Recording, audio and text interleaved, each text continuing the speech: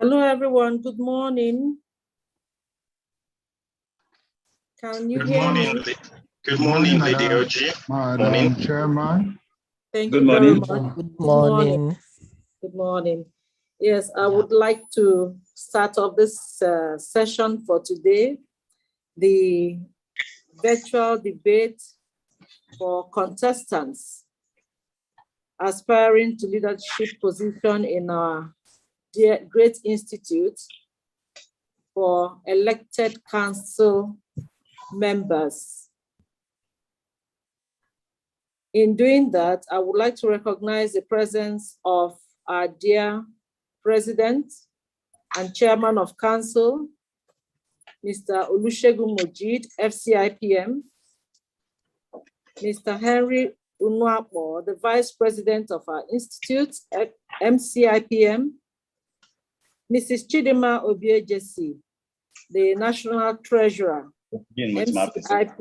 MCIPM, all elected council members currently with us.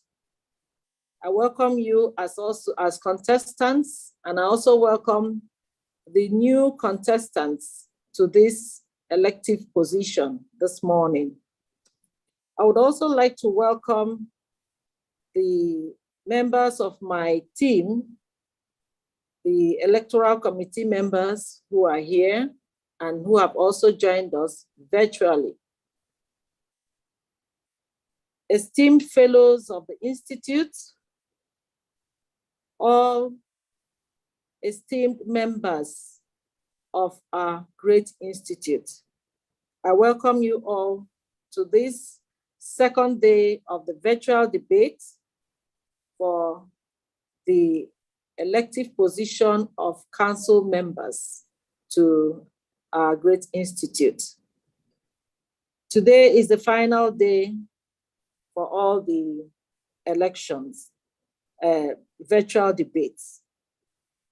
So I'm going to introduce our moderator for this session, who is Miss Michelle Agor. She was with us yesterday, and she's still with us today.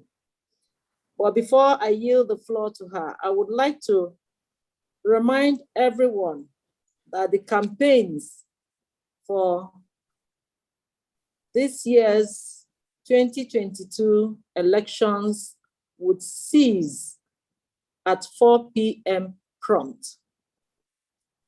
The e-voting portal will be opened at 6 p.m. After this session, every member would receive a 2 to 3 minute video that will help and guide every member on how to cast their votes for this election. It will also be displayed on all CIPM social media handles for your guidance. Thank you very much for joining us at this morning's session. I yield the floor to Michelle.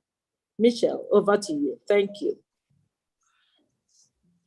Good morning. Thank you so much, Chairman of the Electoral Commission, Lady Oji. Appreciate you. You're welcome again to the day 2 process that has been on. Yesterday, we spoke to 3 different people. We had Mr. Olusegun Mojeed, the current president, FCIPM. We also had Mr. Henry Unuakbo, Vice President, MCIPM. And lastly, we had the National Treasurer of the Institute, Mrs. Chidima Obiejesi, MCIPM. And we asked the relevant questions that is very important to move this institution forward. And today, we will be speaking and interrogating those that are vying for new positions. Some are still trying to hold on to the position that they do have. We have 6 of them going for 5 positions. So one person would not be getting this position at the end of the voting period. So I encourage all participants to please put their best foot forward. Do not be comfortable, especially those that are coming back again. to take on the same position. You have a whole lot more to prove as to why you should remain where you are. And again, I say, do not feel very comfortable. All right, I would run you through the minutes that we have and the process. It's very easy, but please remember that, or put this in the back of your mind, that time, we're going to be very, very strict with time. And each participant would have 10 minutes to run us through their manifesto. Again, each participant will have just 10 minutes to share their manifesto with every single person here, especially our audience that are joining us. And in that manifesto, if you have been there before, you would have to run us through what you have achieved in the past 1 year or 2 years, as the case may be. And you take us through the journey ahead, how you intend to take this institution forward, well, to the next level. The next 10 minutes will be for questions, fairly put together by the elected council, by the council members, the electoral members. And each question you'd have to respond very timely, because you have just 10 minutes to answer about 6 to 7 questions. After that, we have another 20 minutes for the Q&A session, where our participants, audience will be asking questions, and they will be targeted at whoever they choose to ask these questions.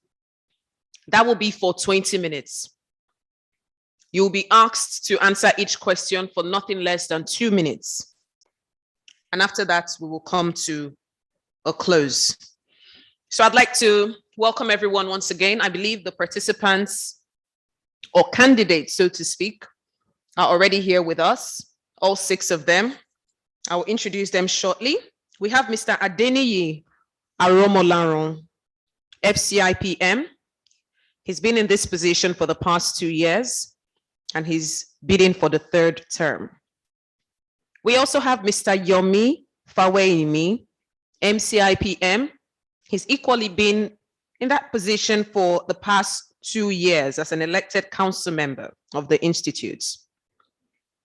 We have Mr. Adeosun Olakemi, MCIPM. He's been in this position for 1 year and is interested in the 2nd term.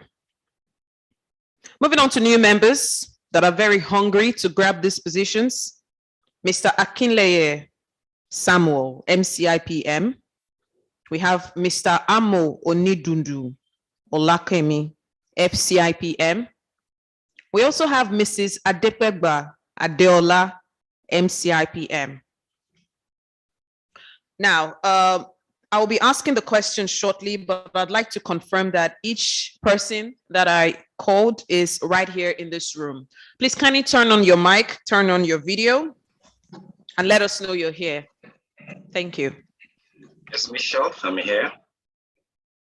Adeola is here. Adeniyi Aromolaran is here.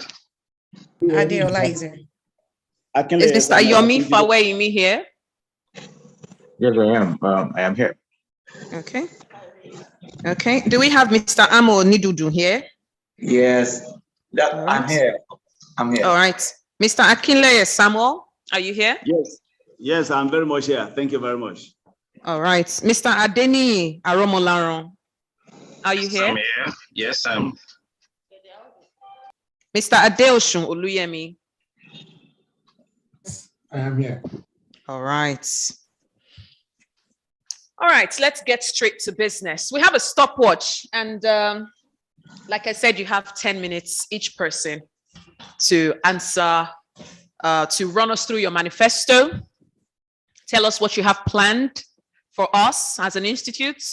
And if you're an old member, do not hesitate to leverage on what you have done, as that will score you more points. Let's start with Mr. Adeniyi Aromolaran. You have the floor. Run us through your manifesto and what you've done in the past 2 years. All right, thank you very much, Michelle. All protocols I recognize. My name again is Adeniyi Aromolaran, FCIPM. First, I want to thank every member of the Institute for the opportunity to have served in the last 2 years. And then I'm coming back to stand for re-election. Now, we know the reward for hard work is more better hard work. And so I'm basically coming back to consolidate and expand the frontiers. Over the years that I've served, I have focused in working with a team in the public sector. Now, the public sector, very quickly, I want to establish 3 things. The public sector represents what you call MDA, ministries, departments, and agency. And the combination of the federal, the state, and the local government makes them the single employer of people, not just in Nigeria, outside Nigeria as well, because we have our embassies and we have our commissions. And we have expatriates also employed by these people. They also hold all the resources, single holder and controller of the resources of this nation, and then they are in charge of the policy. So we cannot take them for granted. So over the 2 years and continuing, I have taken a very lead role in that aspect. And one of the significant achievements we made over the last 2 years is to bring CIPM into a collaboration with the civil service of the Federation to train the staff on what is called performance management system. And in the last 11 months, we have moved that dial from just training into encouraging and getting this administration under the presidency of Muhammadu Buhari to take out the old performance system, which was called APA, which was subjective, to what is now called a performance management system, anchored and executed by the CIPM team, of which I was a part of. And over the last 11 months, I've worked with the president and other leaders to move that dial forward. We started with 5 MDAs, and we have the opportunity to take that a bit further. So in going forward, we are pushing to drill down this same idea into the state and into the local government. Currently, we have pushing for also a directorate route for the civil service. That means people from assistant director, deputy director to director, all the way to the PAMSEC. Their role is significant to the CIPM to help us push certain things forward. And so we can see the trajectory we're going with that. And there already also is such a big clamor for them to be members of CIPM. President made a mention of a group joining the CIPM, and then the chapters they want to set up in different locations in the civil service, office of the head of service, the local, the office of the secretary of the government as well. Secondly, I've also taken a passion for the next generation, empowering and preparing them for the future. So we started something from the last administration that we're taking on, which ties to the Midas agenda of the current president, and by extension, the leadership, which is mentoring. So I initiated, and I brought it to council. It was approved, and it will go live after the election, which is called Think Like a CEO. It's the CIPM Career and Professional Development Hub. And it's basically to prepare and to cause to aspire to the CEO suite, which many of the HR people, when they become directors, EDs of HR, they never consider them for the CEO position. Also in the area of standardization, regulation, consistency, we push for what is called the BOK, Body of Knowledge. We started that from the last administration, and during the leadership of the present president, we got it presented and approved at the last annual conference that has now become the international conference and exhibition. It's called the Body of Knowledge. It's meant to create a standard to guide our people. Also, we committed to collaborate and take the collaboration beyond our borders. And it started again in the last administration. It was closed out with this present administration. It was collaboration with the ACCA of London to set up the Ethiopian Accounting Board, which is also part of extending the influence and the recognition of what CIPM has done, what CIPM can do. And from discussions, we know that will go on, that will extend such opportunities because ACCA is targeting very great presence in Africa. So we've been able to do that.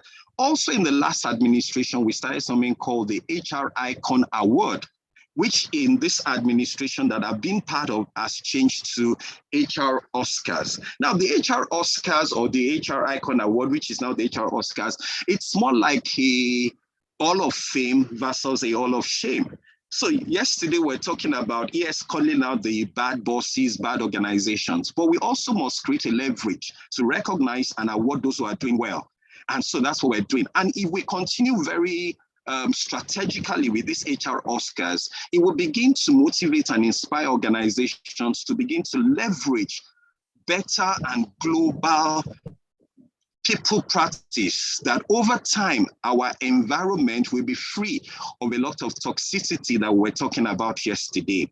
Now, that is a few things also, but finally, let me talk about the strategy retreat. I have an history of coming up with strategic initiatives to drive goals and objectives, which is some of the things I recounted. But going forward, the future, the addition is the African Continent Free Trade Agreement, which Nigeria has signed to, which Nigeria is part of. That will allow the movement, the export of our HR people. And so significantly, I'm also coming up with a strategy for us to take benefit of that, how our HR people become significant across Africa and taking CIPM. So the African Continent Free Trade Agreement is one of the future things I'm looking at. And now there's also something World Bank is driving across Africa. It's called circular economy, where nothing is wasted. Circular economy is going to need the minds and the strategic thinking of our HR people, how you ensure that no human resource, no financial resource is put to waste. So we are looking at a situation where we can do more with less, and the global economy is tightening up. So we're going to be more creative, and these are some of the things we're going to be ensuring we can do. Thank you very much, Michelle. Thank you very much, Mr. Adeniyi Aromolaran, for that. Very precise. We'll move on to our next candidates. Mr. Yomi Fawaiimi, MCIPM. You have the floor.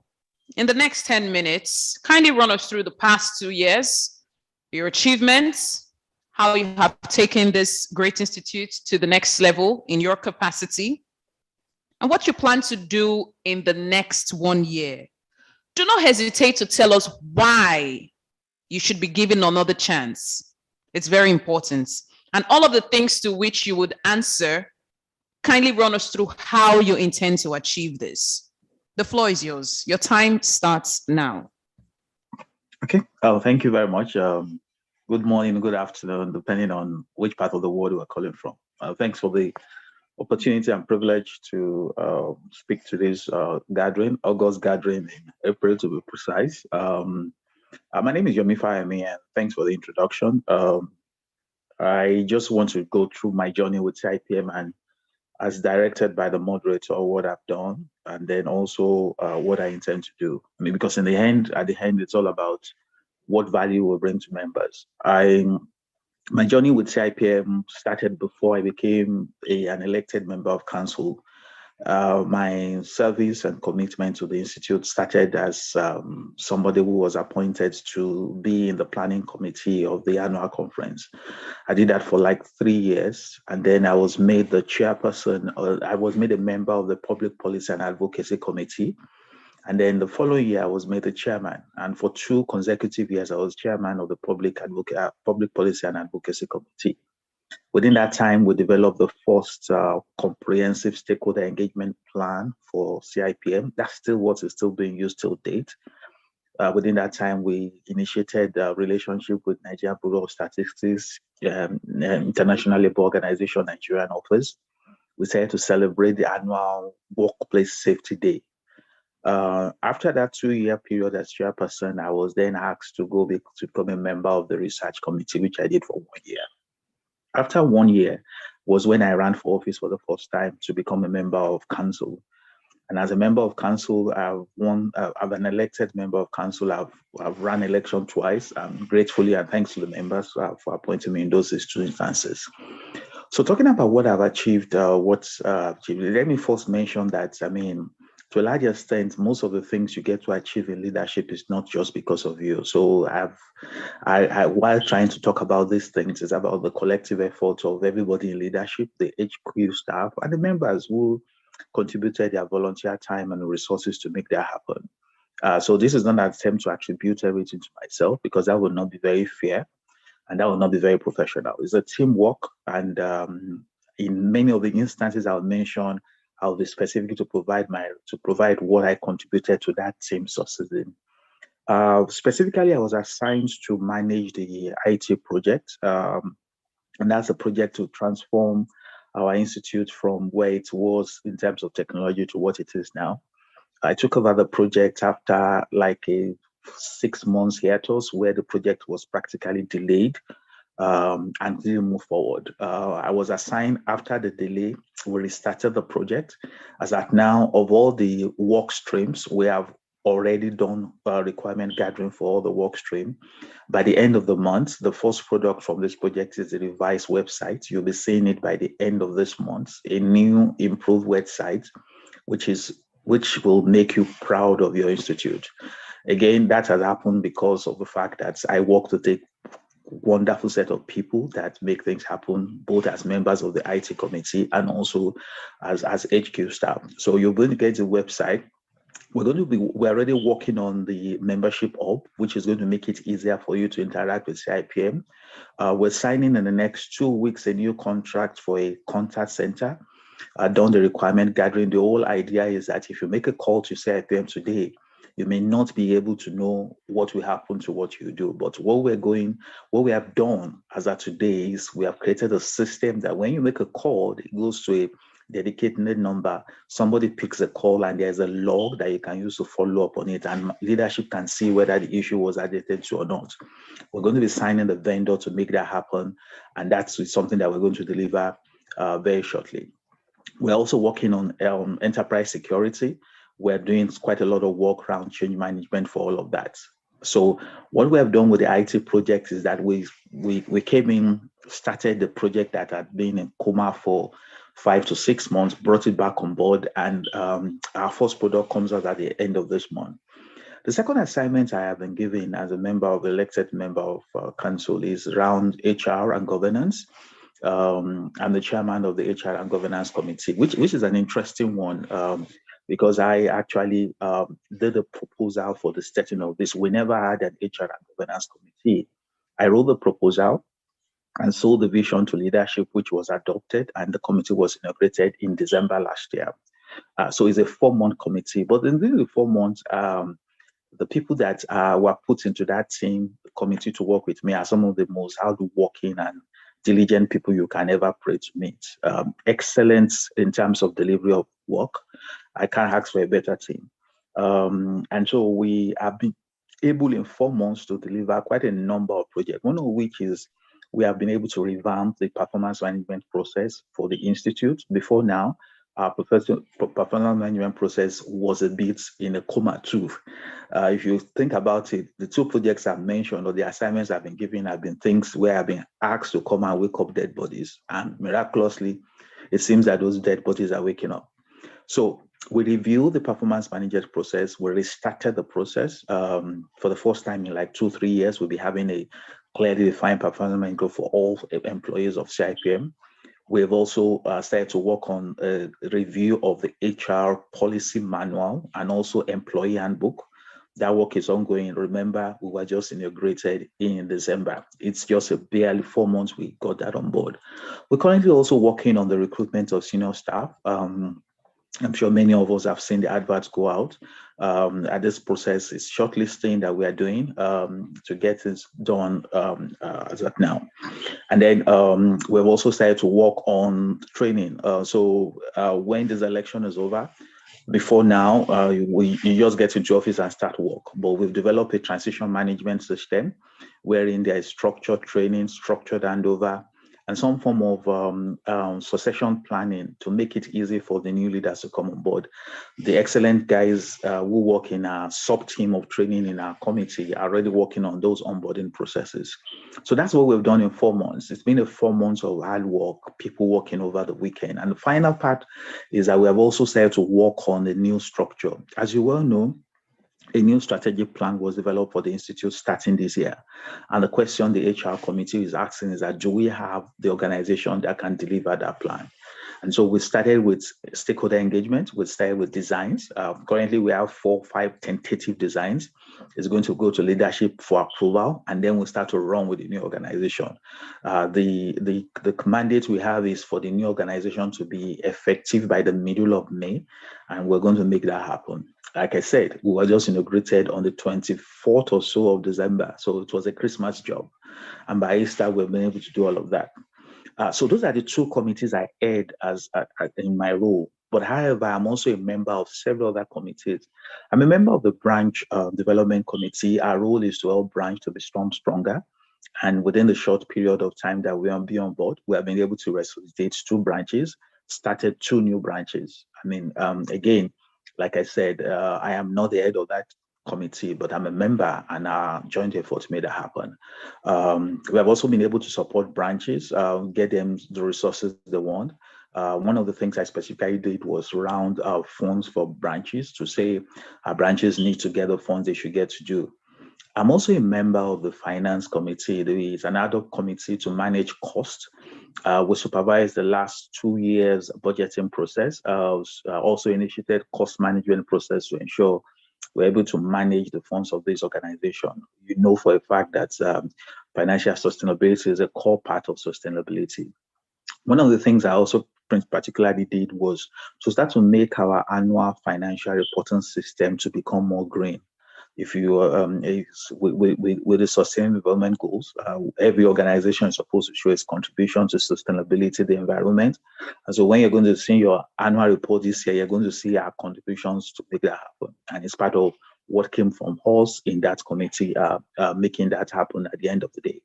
I don't want to talk about the plethora of assignments I've been asked to do, attending seminars, representing the Institute. Just yesterday, we had the opportunity to talk about the issues around the toxic workforce. I had to appear for CIP. You have 1 more minute.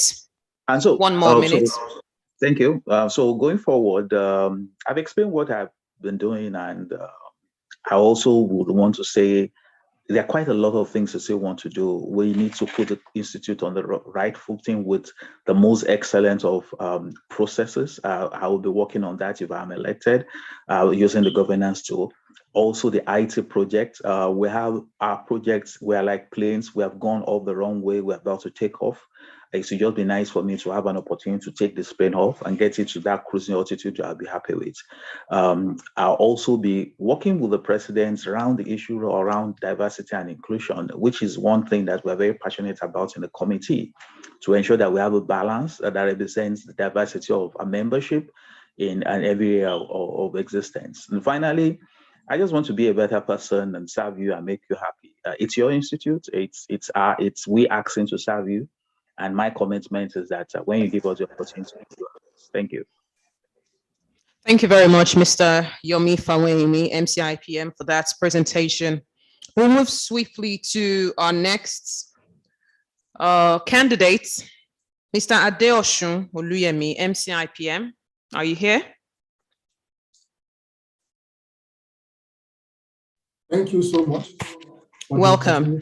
You have been in this position for the past 1 year, and you're getting ready to take this same position or continue your work as an elected council member of this institute.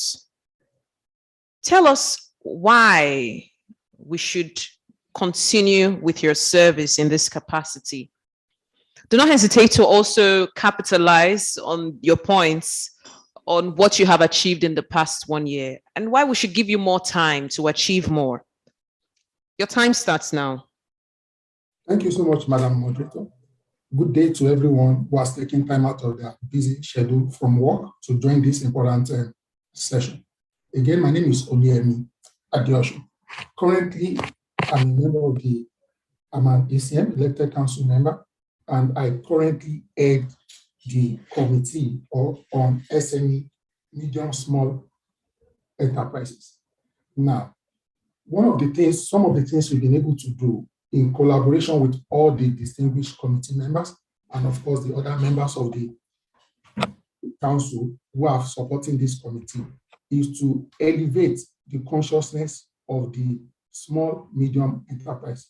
Now, when we say human resources today, about 70 to 80% of workforce are actually employed under the SME platforms, which means we need to pay a lot of attention to this slightly underserved constituent.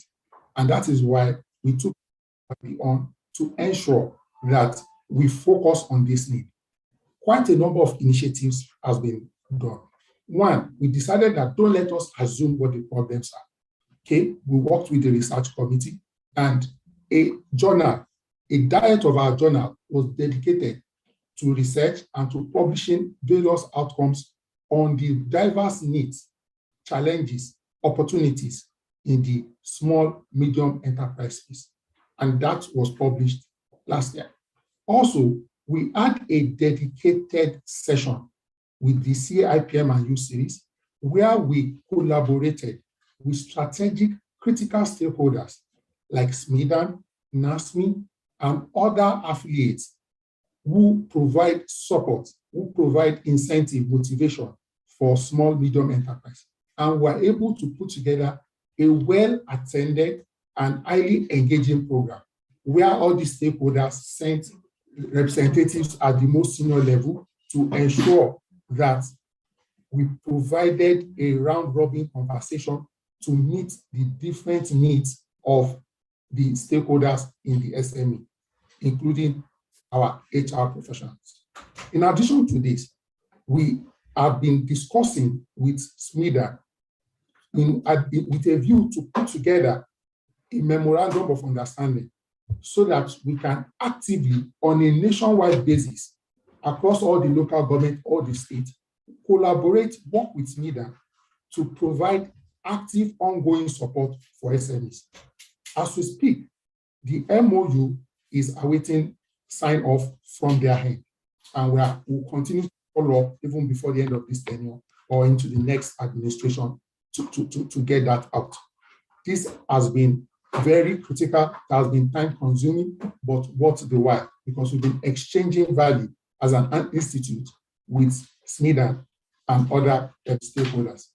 It is also interesting to know that the way this tenure worked together, everyone was involved practically, literally, in all major initiatives. For example, I was a critical, integral part of the 2022 to 2024 Strategic Initiative Development Committee, with the committee with the committee that is engaging academia. So, for example, I've been an active part of engagement sessions for our upcoming annual academic conference. Just to mention that I'm also an active academic. I have 29 published papers. So I'm an hybrid between private sector and the academia. I'm also very active, even at this level, at my chapter, which is the Ikeja chapter, very active with the PPCA, providing support, especially with the study center, mentoring, coaching, and also tutoring the students to ensure that even we can mentor and provide support for the younger ones. Also, in December, I represented the president and chairman of council at the World SME Day event, where I spoke about all the laudable efforts, initiatives, and support that CIPM as an institute is providing to SMEs nationwide. I was also a speaker at one of the CIPM and U webinar series. Actively too, I've been representing the institute, providing mentorship, coaching, and support for different platforms in the HR fraternity, trying to ensure that we organize value. Look, some of our other achievements, which I provided massive support to the management, to the leadership, in collaboration with the council, and of course, our amiable CHQ staff. are some of the achievements that have been mentioned yesterday, but just to repeat some of them. The first ever IB conference, the HR awards, the radio show, which is running. Also, I was a part of the setup of the Adamawa chapter branch. I participated actively. I was actively involved in the conference done at Oyo State and the meeting with the head of service. I was physically present at that meeting also, and I've been supporting actively branch development, chapter development, speaking where opportunities avail themselves. I've also been supporting all the other committees and the ad hoc committee to ensure that we deliver. I'm a firm advocate for the technology project, providing input, timely input, and criticisms to ensure we get the best out of our resources so that we can provide support for the members of this institute. Going forward, as we proceed into the next 1 year, with your kind support, God willing, we'll continue to also make sure that we provide support for the HQ staff and also our staff at the different zones so that we can provide a quality world-class membership experience. Don't forget that the 2022-2023 initiative is clear. Membership perspective is very key. Operational excellence is key. Organizational capability is very key. And I commit to working together with the leadership to ensure this will happen. I also continue to provide support for the underrepresented constituents, provide support for youth representation, also provide support for SMEs and the other segments in the HR space. I'll continue with advocacy, engagement, both with the public sector and of course the private sector, then the academia, bridging the gap between all these three stakeholders. Also, services so at highly subsidized rates, and also engage to provide even more services, more training programs, quality training programs to our members. We are actively working on building a repertoire of knowledge, of course, leveraging on the IT project, where our members can have access to templates, to forms, to documents that can guide them so that you can almost start an HR department from scratch. And then you can access information, you can access minds that you can engage with when you have any issue in HR. Okay? Also very critical, continue to support with the reactivation of our inactive members by showing them more value that they can get and bring them back on board. And of course, shoring up the revenue generation of the institute. I say something that why am I motivated to serve? That I want an institute without substitute. There's nothing we can get abroad that CIPM does not have the intellectual capacity and the will to deliver. And we'll continue to work with all the stakeholders so that our certificates, our credentials will get more recognition pan Nigeria, pan Africa, and also abroad. I thank you so much for this opportunity. I look forward to working with everyone to make this happen. Thank you so much, Madam Moderator.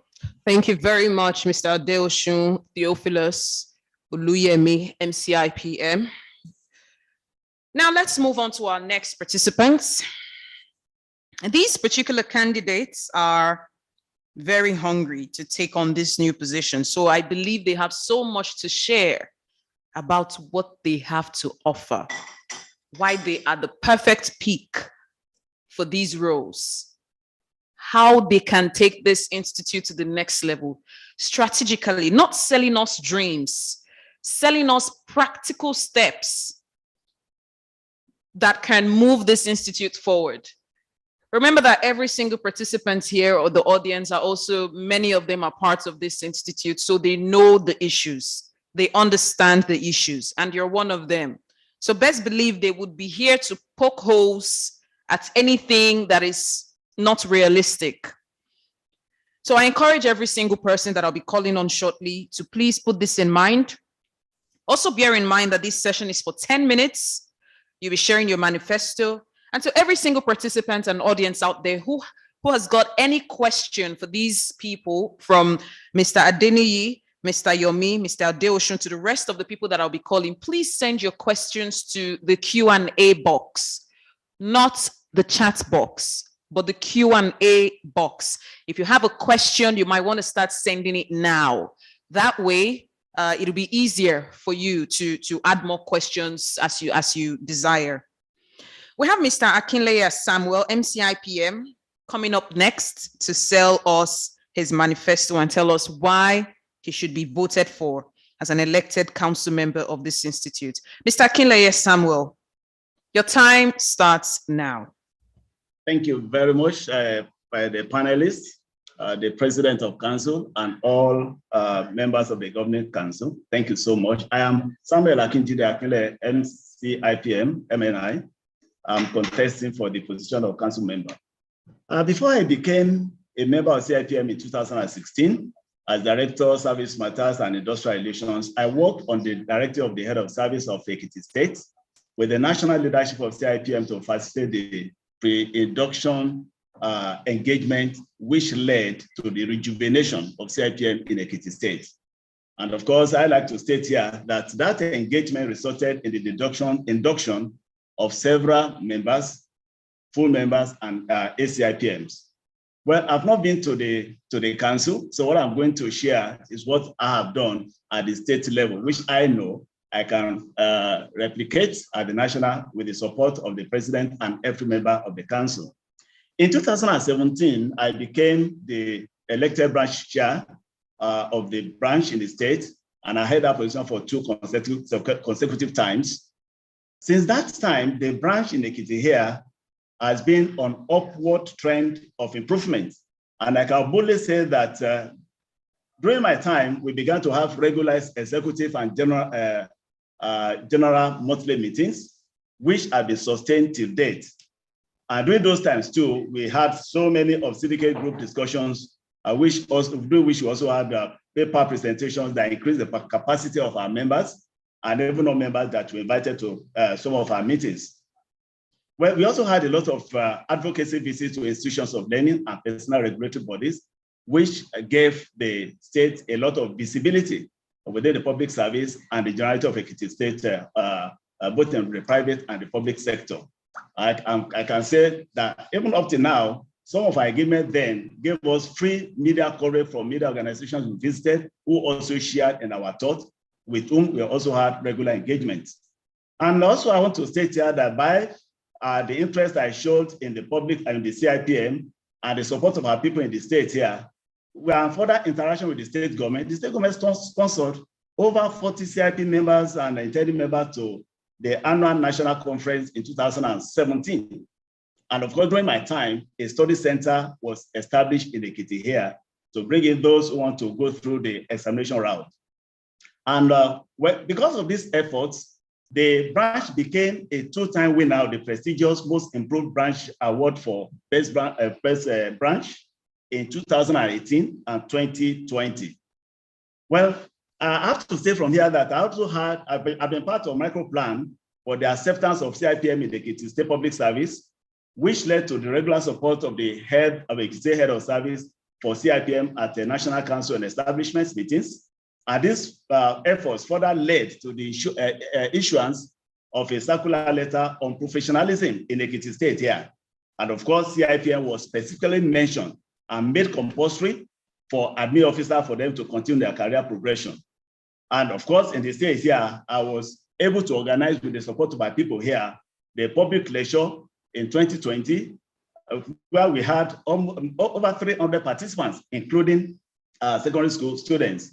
And during this period too, by our efforts, we even got the then head of service, Mr. Dijajai, to be inducted as a full member of the institute, which also upscaled our presence in the public service. Well, what do I decide to do as a council member if I had this opportunity from my distinguished CIP members? First is to continue to support the president, especially on the way he has mapped out a manifesto, which I believe strongly in, and I'll be willing to provide a quality support for that drive for us to upscale what has been done so far at the CIPM. But my own design is anchored on 4 things, which I call the circuit. The first is continued impact, that is deepening the strength of CIPM in its mission to promote excellence. And of course, I want to look at the efficiency, that is using available resources to maximize opportunities for optimal results. I know the resources are scarce, but we can maximize the little we have.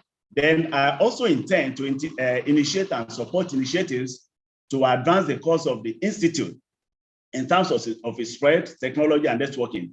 And as captured by the President and Chairman of Council during yesterday's debate, where we are now, we can still move further from it. And I believe so much in that one.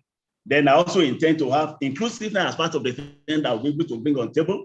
In this area, I expect to promote ideas to collaborate with majority of our members and supporting external concerns for a greater benefit to the majority of CIPA members and soon to be members. Part of the things I have in mind also is to leverage on my public service background to get more public sector employees participate fully as members of CIPM, thus increasing membership portfolio of the Institute. And of course, it is on note that the public service is the largest employer of labor in Nigeria. So we have to catch in on this goal in mind that we have around us. Then I also intend to support the leadership in driving strategically for the recognition of CIPM certification and membership in the national schemes of service in the public service. And just as a rider to that, even in the state here, CIPM certification is one of the conditions by which admin officers can move from one level to the other. In fact, it is part of the condition for promotion. I also will be willing to support the leadership to drive for joint national and branch professional improvement programs. What I have in mind here is to show up the strength of the state branches, just like it was also mentioned yesterday as part of the achievement of the president of our incumbent president. He was able to rejuvenate at least 3 branches. If we have collaboration with the national, I think the state branches will be able to develop on their own. So I also expect, by a part of my manifesto, to encourage more collaborative and peer review engagements among the branches as a catalyst for branch improvement. So I believe that if the branches are collaborating more, there's a sense in having a leveraging on what has been achieved from one branch to the advantage of the other one. Then also, part of what I have also is for me to support the 2022-2024 strategic plan as launched by the leadership, and to collaborate in cascading this down to all our members as a strategy for them to buy in the desired objective. Because I've studied it and I know that it is achievable, and this declaration is very important. So finally, I will be willing and put everything that I have to support the leadership in further investment in technology and digitalization as a driving force for resource optimization, accountability, and council efficiency. I pray that I'll be able to get through this I have in mind to put on the table for CIPM to continue to grow. Thank you very much. Thank you very much, Mr. Akinle Samuel Akinjide, for that presentation. Kindly mute your mic as we call on our next candidates.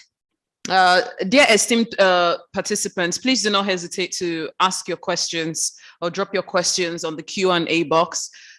Questions sent to the chat box will not be taken, except it's sent to the Q&A box. We have Mr. Amo Onidundu Olakemi, FCIPM. Is he here, please? I'm here. Good morning. Good All afternoon, right. good evening, depending on where you Welcome. Thank you. Welcome. All right, you have the floor for 10 minutes to run us through your manifesto, why you should be given this position, how you would go about fulfilling the dream of this institute as that will be recommended or led by the leadership of the council or the institute, and tell us how you plan on adding value to making CIPM a global brand that is identified around the world, because we're trying to take this institute to a place that needs no further, introduction, that is just recognized because it's CIPM. And every single member of this council is expected to take us to that level. Mr. Amo Nidudu Olakemi, how would you do this and why should we pick you? All right, thank you very much, Jill. I want to stand on existing protocol, and I want to thank the Electoral Committee even for a very good electoral debate since yesterday. May I also say that the plethora of candidates even are, very good even, and I believe that anyone that comes in as an elected council member, will do the council very well and the entire CIP. This is amazing. I love this.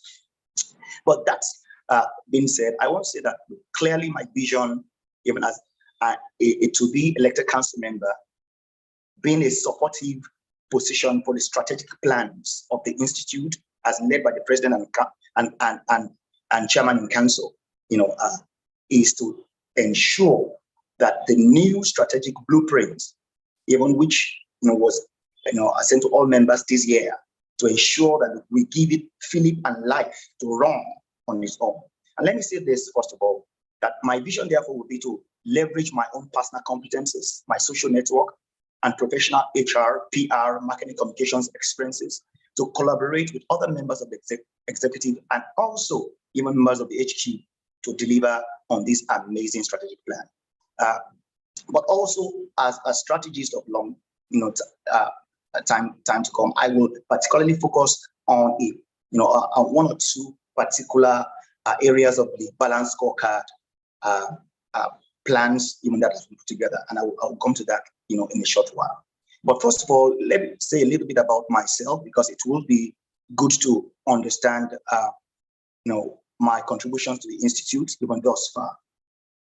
Let me say that I am a grassroots man. I've started from the grassroots, and my contributions have been both all across the chapter, the branch, and also the national. May I say that even at the chapter, even I have served at various capacities, even in my chapter as the chairman of the chapter between 2018 to 2020, as a vice chairman 2016 to 2018, as committee chairman of then annual luncheon planning committee, which hosted even international facilitators and all that, and also esteemed local facilitators. Have been members of several committees, at the chapter level, corporate affairs, the study center, the government, the Kajen Younger. I've been serving in various capacities. Likewise, I want to say that at the branch level also, I was opportunity to be the one that was a committee chairman of the 15th CIPM Lagos branch annual conference, in which was a major success then. And at the national, I've served at various capacities, as a member of the CIPM Professional Conduct and Ethics Committee, the project team on brand and communications, which is an area of interest and expert.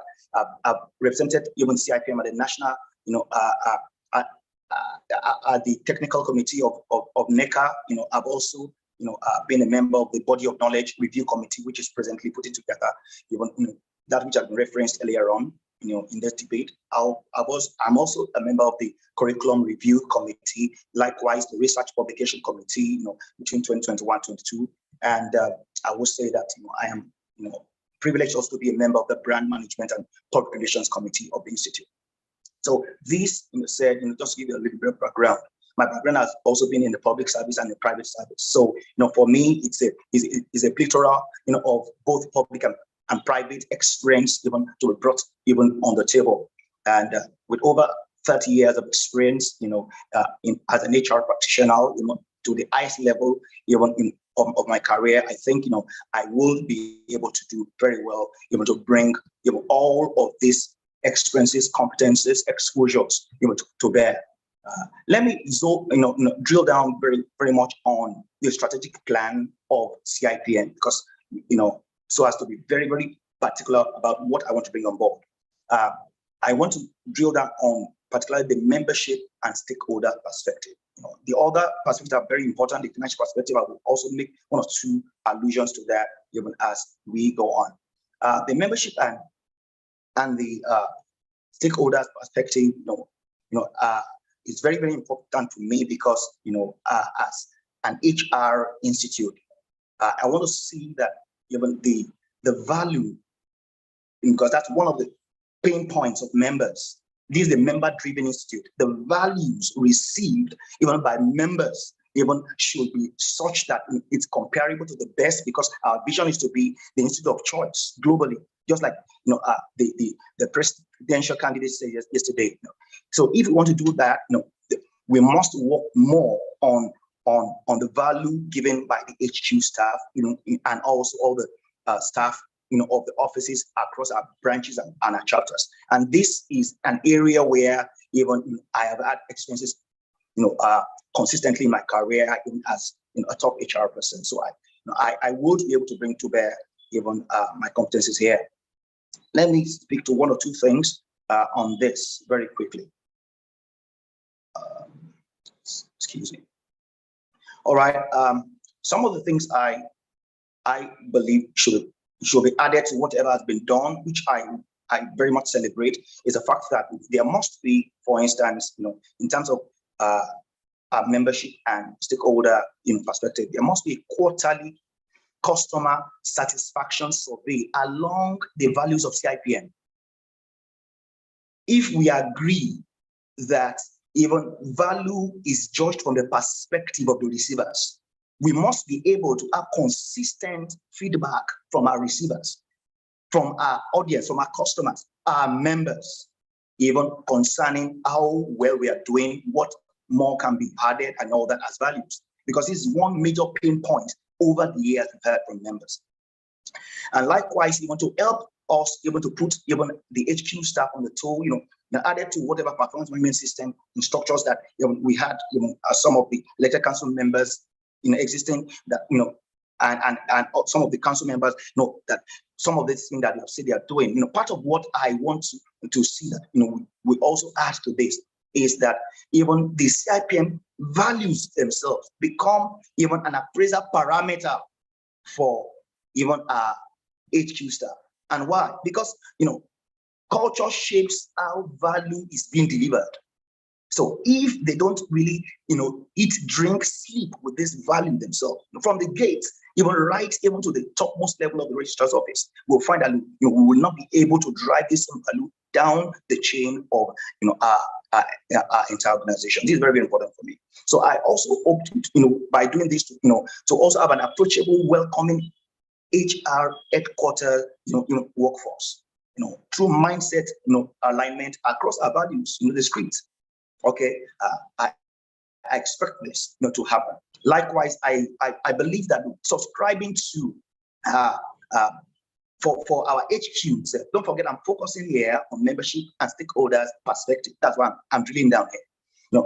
Subscribing to quality organizations like the best place to work, and listening to it, even our own HQ. And also for ISO standards like the 908, ISO standards.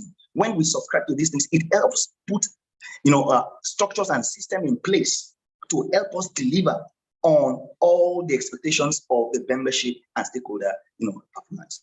And likewise, I believe that with technology in place, because this technology being an enabler, there is nothing that stops even HQ to be in constant, even automated, even communication with all members, no matter whether we're 3,000, 30,000, whatever. We should be in constant communication with them. Okay, this is one of the ways in which we will put even CIPM in their face, in their frontal lobe, to remember CIPM, and also to recognize whatever value we are giving, and to raise our passive value level. Likewise, I'm looking at a strong systemic responsive structure, of partnership with media. Okay, CIPM must be the thought leader whenever it comes to any HR issue. For instance, with the issue of toxic relationship, the issue of presently we are talking about the issue of maybe abuses and all that. It happens in the workplace. what we should lead discussion and conversations, and there are a lot of media relations, that we can leverage on. Also, as a past, assistant social secretary of NUJ, I have contacts that we can leverage on. We have already using some of this contact, but there is a lot more to be done. So when there are issues, we would be a voice to reckon with. This is one of the ways in which we can raise our value proposition, even as an institute. I know we are doing a lot of things, already, with some radio stations, but that is not, it shouldn't be limited. It should be limited to what we can do. So these and some other things, I also think that we can give value to staff. Practical things like the treasurer, present treasurer made mention of things like in the insurance scheme. What of other things like hotel rebates for our members? They will go on conferences, we go, hotel rebate for them, we travel all over, can we do this? What of, collaborations with global sister institutes? Okay, and several things we can do, on the financial perspective, yesterday we heard that, yes, we have a bookshop where people can buy our memorabilia and insignia, but can we turn this thing into an e-commerce enabled platform on our website, so that even people outside anywhere can get this thing, because today is a career-driven economy and all that. So can we have these things accessible by e-commerce also? So there are several things we can do, creatively, to add value. But for me, I want to emphasize that I want to build I want, in collaboration with the entire council and extended leadership across branches, and chapters, which is my comfort zone, we will be able to deliver very well, even on the dreams and the visions and the perspective plan, even of the CIPM. Thank you very much for the opportunity. Thank you very much, Mr. Amonidudu Olakemi, FCIPM, for that very interesting and passionate presentation. We'll move on to our next candidate, Mrs. Adepeba Adeola, MCIPM. Is she here? Yes, she is. Yes, I'm here. Thank you very much. Good afternoon, the President and Chairman of Council, the Vice President, the ECMs, the Electoral Committee, fellows on this call, debate anchoring team, and good afternoon, dear professional colleagues. My name is Adeola Adepeba, and quickly I will be telling us of my CIPM record and contributions, and I will end this conversation with my manifesto. So I joined CIPM in 2011 as a student member, but I became involved in CIPM activity in 2014 when I became the branch secretary of Kano State. While in 2015, I was nominated as the vice chairperson in 2015. But the journey of CIPM in Kano began in 2016 when I became the first female chairperson in Kano branch. And not just only the first female chairperson in Kano branch, the first chairperson that won the most improved branch award. That is 2017. I served a two-term chairman. In 2016, I was the chairperson. 2017, the same thing. But in 2017, the first in the history of Kano. Under my leadership, we were able to bring CIPM of Kano branch into the limelight, in which make us to win the award, the best branch award in 2017. Currently, I'm a member of Public Policy and Advocacy Committee, a chairperson, a vice chairperson of Kaduna State, an award winner of the best branch marketer in Kaduna 2021. Part of what we did we facilitated a lot of HR clinic, a lot of HR trainings in Kano State, even in Kaduna. We single-handedly sought for a free air-conditioned venue for CIPM branch, and the same venue is what Kano State branch uses up to date.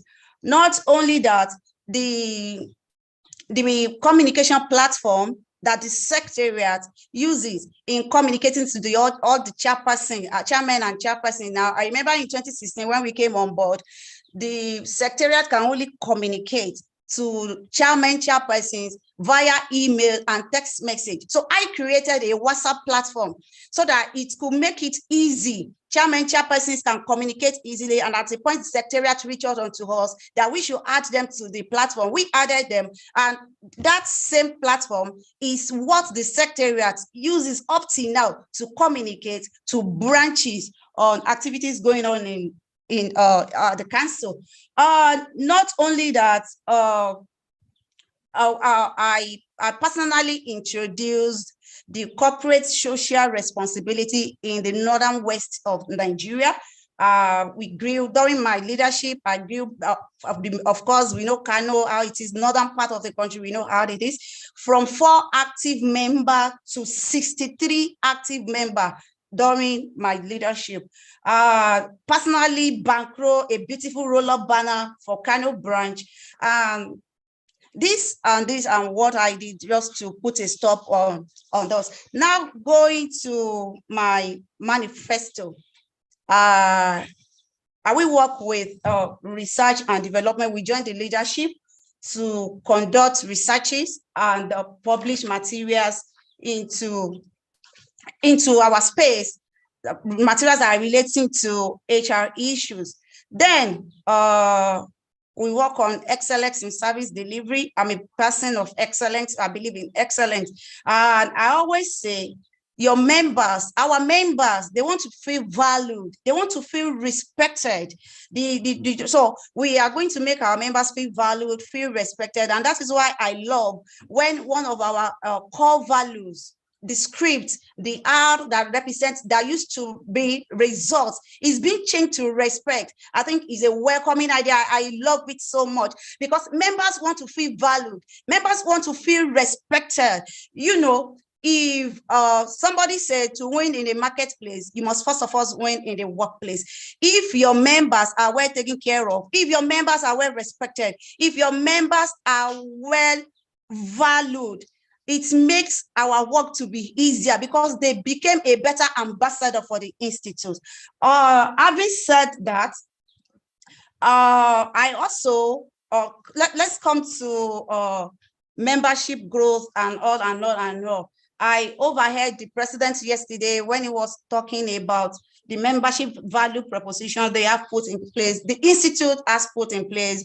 I saw that the members can obtain transcript for international travel now. They have an opportunity to participate at Ready to Market program, the member job loss insurance scheme, HR life solutions, you know, joint exclusive league of HR license, excellent networking opportunities. These are good things that we work together with and we bring it better. But in addition to those, I think coaching and mentoring also count. It's important. So we've elected, we work on coaching and mentoring of the onboarding, oncoming HR leaders, so that at least they can be properly coached, they can be properly mentored into the HR space. And also the knowledge sharing. I love what the Institute is doing already on this radio show, the CIPM and you, and it's a fantastic idea. But adding to that is what we call a learning nugget, in which I think if we can actually add it to the Institute, it will help us a lot. And how is this done? It's a situation where the council will develop a training content and send the training content to all the branches across the nation. And during our branch meeting, the training content that is being sent from the council can be facilitated by any experienced HR leaders of the branch. That means all the members of CIPM across the nation in a month, we all have the same idea on HR issues. This will help us a lot. Then coming to branch visibility. By my count, I noticed that we have 27 branches. By my count, I stand to be corrected. 27 branches now we have, and out of 36 states we have in the nation. I noticed that Nasarawa has not been captured. Borno has not been captured. Sokoto, Kebbi, Zamfara, Katsina, Jigawa, Taraba, and Yomi. Okay, now, for my organization, I cover 4 states: Kaduna, Sokoto, Zamfara, and Kebbi State. I can work with the leadership to make sure the institute have a name, have a place, and have a space in those four states that I know I have people in. That is Kaduna. Of course, Kaduna is doing well already. I'm talking about Sokoto State. I'm talking about Kebbi State. I'm talking about Zamfara State. So if given the opportunity to become elected council member, I'm going to work with the leadership and make sure CIPM, my institute, have a name, have a space, have a venue in those houses. And not only that, I will also work with Kano branch on Jigawa and on taking over Jigawa and Katsina State. That is what we have started already. I remember sometimes ago, 2016, during my leadership, that was the first time we have the head of service of Kano State in our meeting for the first time, even though shortly after that, the man was removed from the office, but at least it was an achievement that we had somebody like that in our meeting. Having said that, Yomi has said a lot about diversity and inclusion. I stand for diversity. I stand for inclusion. Sometimes ago, a research was made on 1,000 companies in 12 countries. And it was gathered that only the companies, only the establishments, only the institutions that have highest number of female their executive committee were able to make 47% profit. So dear professional colleagues, this afternoon, I represent diversity, I represent inclusion. If you want our great institute, the institute is doing well already. If you want it to do more better, vote diversity, vote inclusion. Thank you very much, everyone, for listening to me. Permit me to hand over the space to Mitchell. Thank you, Mitchell. Thank you very much, Mrs. Adepeba Adeola, for that brilliant presentation. We appreciate you for your time. All right, it gets even interesting for every single candidate vying for this position, because now we will ask you questions. We will ask the very interesting and relevant questions that is very important for us in this institute. Let me start with, I would call at random, so do not expect it to go the way it did before. Mr. Adeosun Oluyemi, you've been an elected council member for the past 1 year, and you want to return to this position. You want to maintain it. Kindly describe, in 2 minutes, describe your key contributions to the CIPM. What successes did you achieve as an elected council member in the past 1 year? When I say key contributions, key, list it. We want to hear it. We want to highlight them. Talk about them extensively as to the success you were able to achieve as an elected council member. Your time starts now. Thank you so much, Madam Moderator. In my position as elected council member, I was appointed to oversee very specifically the SME committee. And this space accounts for about 80% of employment in Nigeria. Hence, it underscores the criticality of this role.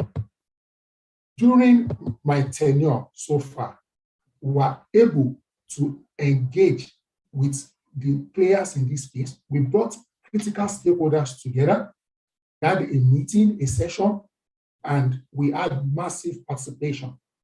Also, working with relevant committees, including the research committee, research was done, and key outputs and outcomes emerged, and it was published in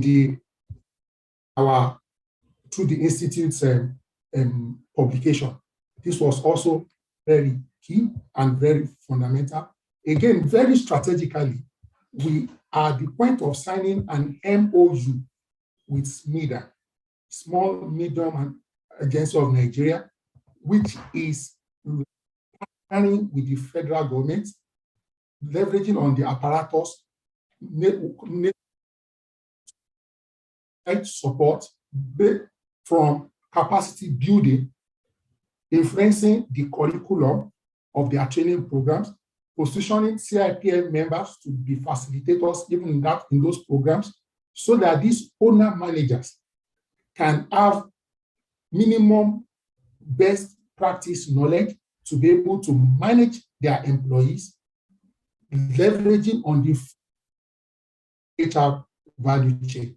This is one of the very key achievements that I have done based on the strategic assignment that was given onto me. Thank you. Thank you very much. So what will be your focus or recommendation for strategically positioning the HR function to add value to the business and the CIPM strategy plan in 2022? I'll take that again. Yeah.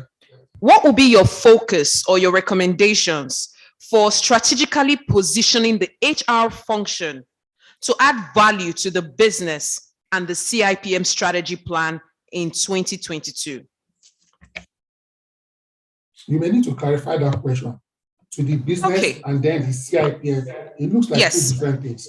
No, it's all in one question.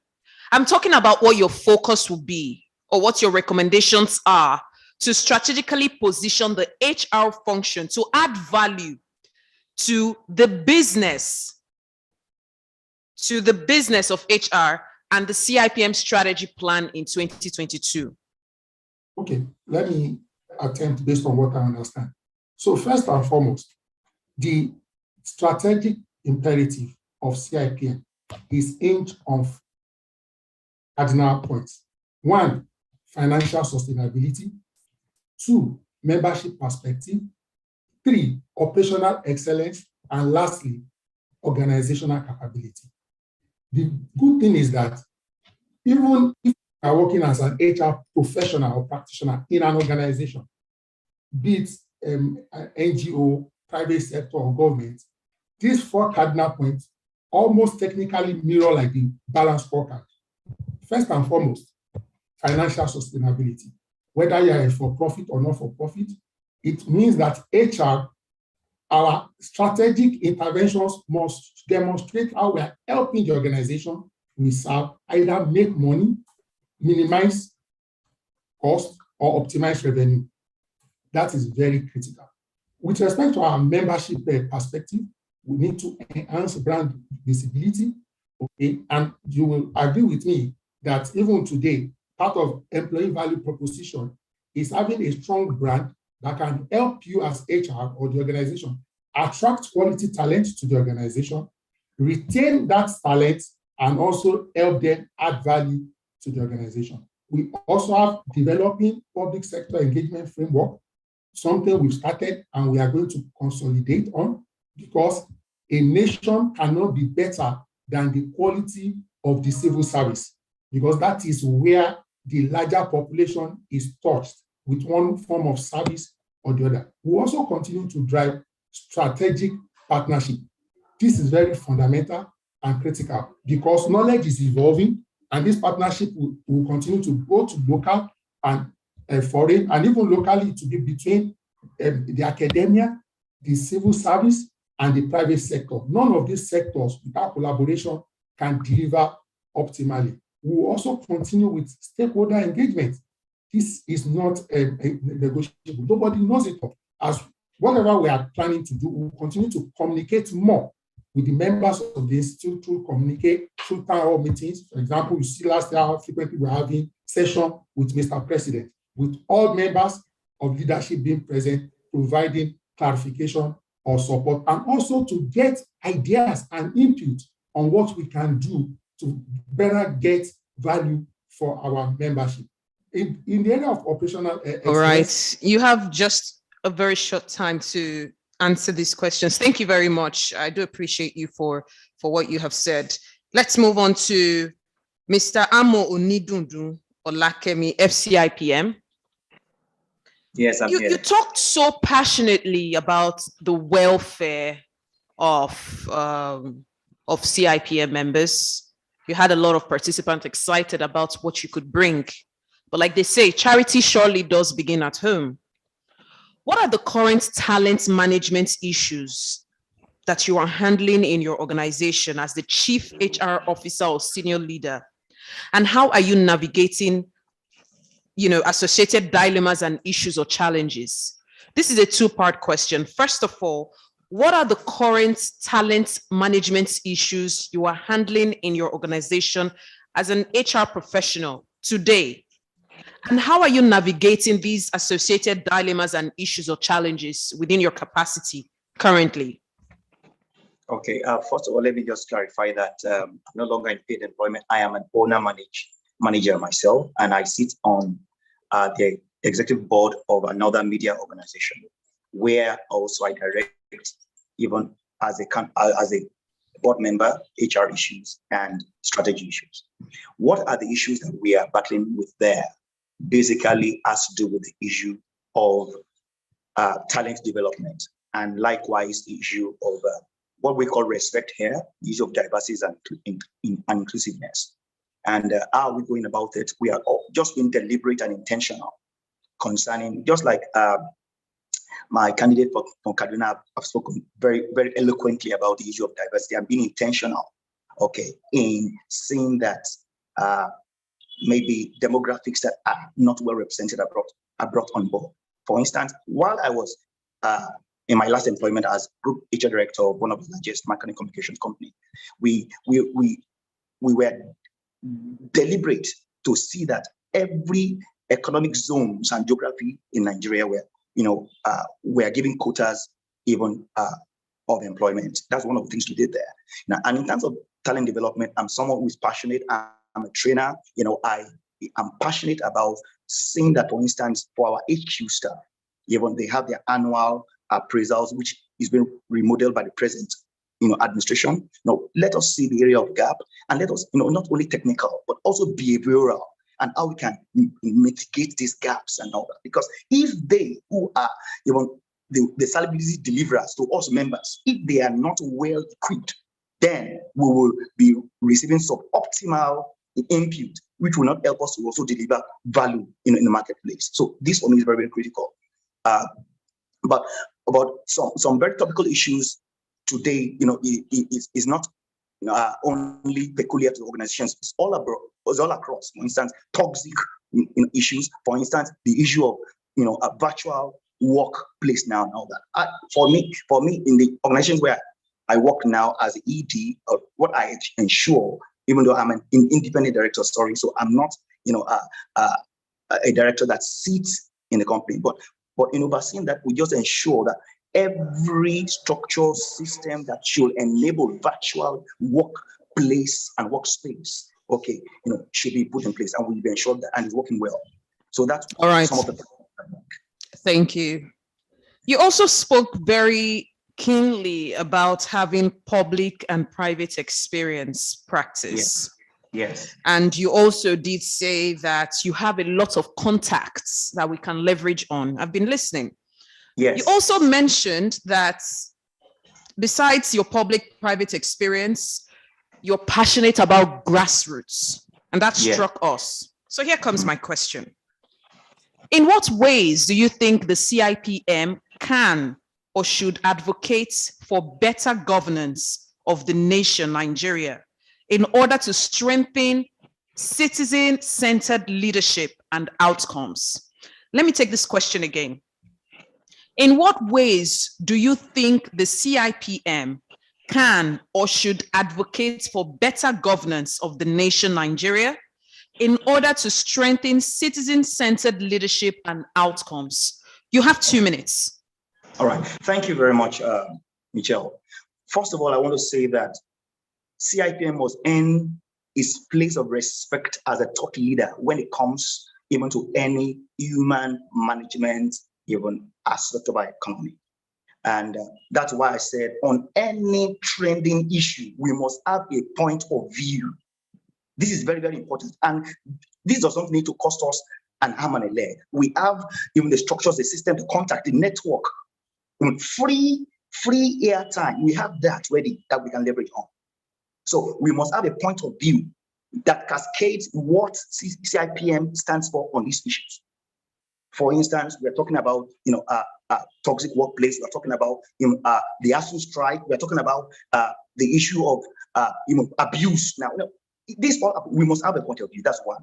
Two, who says that even for instance, some of these we are in an election year, preparing for an election year now. Why not begin to also give pro bono trainings, preparations of how to manage people to these even potential election candidates, working with the House of Rep, through our advocacy, working with the, giving them pro bono. Don't forget, we are also positioning ourselves by doing that one way, and also we are earning the respect that we should have as CIP. So we can work through various agencies, collaborations in the name of the game. We can't go it alone. We can also even crisscross other professional organizations and work together and create value even that can prepare even the politicians to be, even to have the right kind of mindset to deliver value to the citizens. So these are two ways, because of my time. Thank you very much, Mr. Amo Onidundu Olakemi. You can rest for now. Let's move to our next candidates. Mr. Akinleye Samuel, MCIPM. Are you here? Mr. Akinleye Samuel, MCIPM. Thank you very much. I'm here. All right. Welcome back. Thank you very much. You spoke very well about moving this institution forward. You did not hesitate to emphasize your interest in working with the leadership of this institution.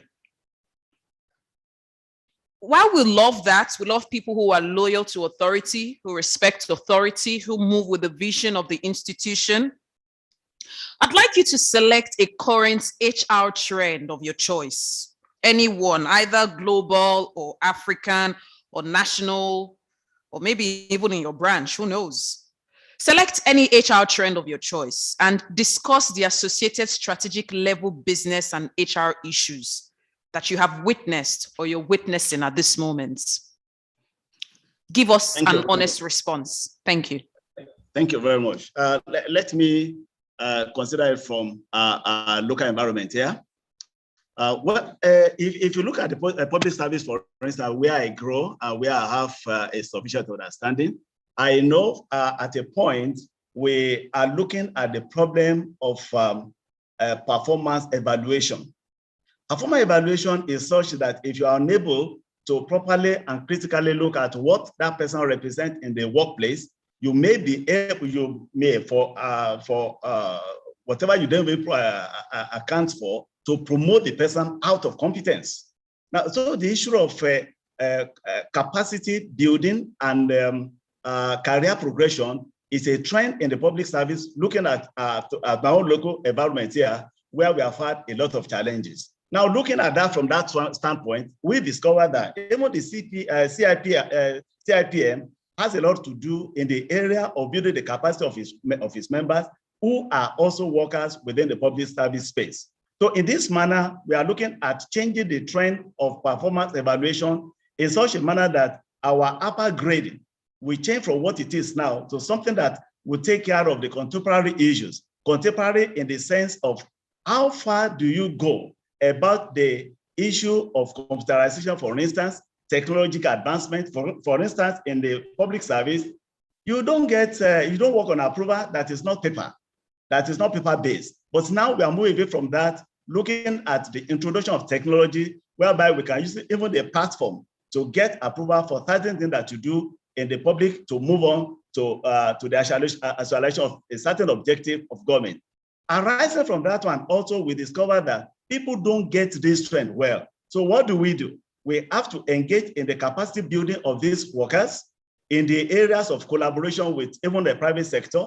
And at our branch level, like I mentioned when I was making my presentation, we have had syndicate engagement. We have paper presentations where we even call on those who are outside the public service to tell us how does it happen in the private sector, to leverage on what we have here at our own level here. So the trend is such that we are also getting to understand the import of what happens in the private sector to assist us in the public service. And in that wise, we are getting a lot of understanding so as to deliver more efficiently and more effectively. And this has been a guide to us. And of course, if you ask people around us today, you discover that the competencies have been built, and we can fare comparatively to what is actually operating in the private sector to leverage on to make a public service to deliver more on its engagements and objectives. Thank you. Thank you, Mr. Samuel. You've spoken about so many things and you've highlighted some of the trends. You also, before now, when you had the floor to share your manifesto, you shared many things that you had done in the past, which were very impressive. But as we all know today, COVID-19 has impacted nations, governments, organizations, and even citizens in a variety of ways that we cannot begin to mention. In your own words and from your own point of view, kindly describe to us what you see as the forecast for 2022 and what are the implications for organizational strategy. Let me take this question again. COVID-19 has impacted everybody, every organization, from governments to private to citizens, you name it. Because you'll be working, in quotes, with a team of leaders, and we expect people to not be reactive but proactive. We expect people to also come up with solutions before the problems even arise. What do you see as a forecast for 2022? And what are the implications for organizational strategy to navigate these? Thank you. We all had that experience in the COVID pandemic, which made it almost impossible for people to gather physically to handle their official engagements. That actually gave us a new direction on how to engage the workers, the staff, and officers. So my take on the 2022 and beyond is that we cannot continue to do it the way we are doing it pre-COVID-19. Now, a new template has been set in such a manner that people can engage, not now mostly physically at the workplaces, because even now, even at the public service where we do so much on the conservatism, but today we engage in hybrid form. Hybrid in the sense of making it physical partly and make it virtual partly. And again, I see it in a manner also that the technological display will have to come on very strongly now in such a manner that even now, where we have the toxicity of not being able to advance beyond what we know in technology, we have to begin to go beyond that. The millennia has taken it very clearly now that we can't continue to be what we used to be. We have to drive a bit more strategic in our manner of engagement. And of course, we also now discover that even conversations of this nature, I think before now, we used to do this one physically. This is part of the focus that we're now having, that we can't continue to engage the way we used to be. We have to learn new trade. We have to learn new strategies. We have to learn new approaches, which I know so many of the workplace practitioners are now imbibing in such a manner that we don't continue to go back to where we're coming from. Thank you. Thank you. All right. Let's go to Mr. Yomi Fawaiimi, MCIPM. Mr. Yomi Fawaiimi, welcome back. We remember everything that you said, and what is very consistent with your style of leadership is teamwork, We could hear it in almost every single sentence. You were very quick to give reference to team members, very particular about not taking all the praises to yourself, but also alluding it to other members of the team for teamwork. And we like that, I must say that. But I'd like to ask you a question. What would be your focus or recommendations for strategically positioning the HR function to add value to the business and the CIPM strategy plan in 2022? Okay, thanks for that question. Just to clarify, are you referring to HR in CIPM or HR as a profession? HR as a profession and the CIPM strategy plan in 2022, especially to you as someone who's been in this position for the past 2 years. I'm sure there's so much more to achieve. The floor is yours. 2 minutes. Okay, thank you. A great question, I must say. And thanks for acknowledging the issue about teamwork. Team is together, everyone achieves. So how do we position HR to take its rightful place? One of the very important things is I subscribe to the Dave Ulrich model of HR practice that suggests that HR should have a seat at the table, but defines the 6 platforms that HR can do that. And the one I resonate with the most, which I'll talk about, is being a credible activist. And they've already argued very brilliantly that HR should be credible, as in having the tools, the knowledge, the skills, and also be activists. That's it, being willing to drive change. So one way for us to be able to get our seats at this table is, one, to increase our credibility. And that comes from building trust, building our professional expertise, and understanding the business. Nobody is going to make you credible or listen to you if you don't know what is happening there. So HR professionals would need to know beyond HR. So if you're HR in manufacturing or in the brewery or in the civil service, you can't just sit down and say, my job is only HR. HR, we need to know what happens in those plants. I used to be the HR lead for a refinery in Nigeria. There are 2 kinds of those refineries in the whole world. I was HR lead for one of them. The second one is in Qatar. And I had to put on wear my coveralls to go to the plant, to go to the boiler plants. You can't become credible if people don't know what you're talking, if the people feel you don't know what they're dealing with. So that's one part of the credibility. And it's about 3 things I mentioned: understanding the business, number 2, developing trust, let people trust you, and number 3, understanding the HR practice itself. And the other part of it. Thank you. Let's have Mr. Adeniyi Aromolaran answer the same question, because we want to hear something different besides understanding the job, understanding the HR practice. We want to have Mr. Adeniyi also answer the same question. Mr. Adeniyi, FCIPM, what will be your focus or recommendation to strategically position the HR function to add value to the business? And also the CIPM strategy for 2022 or in 2022. What will be your approach different from Mr. Yomi? Thank you very much, Michelle. How can HR add value? The interesting thing is that HR must understand the dynamics of the business, how the business makes money and how the business spends the money, and what the stakeholders require and demand the business. And when I talk about the stakeholders, I'm talking about everyone from the owners of the business to the workers of the business, because they all work in sync together, they all work in collaboration. And HR must understand the figures.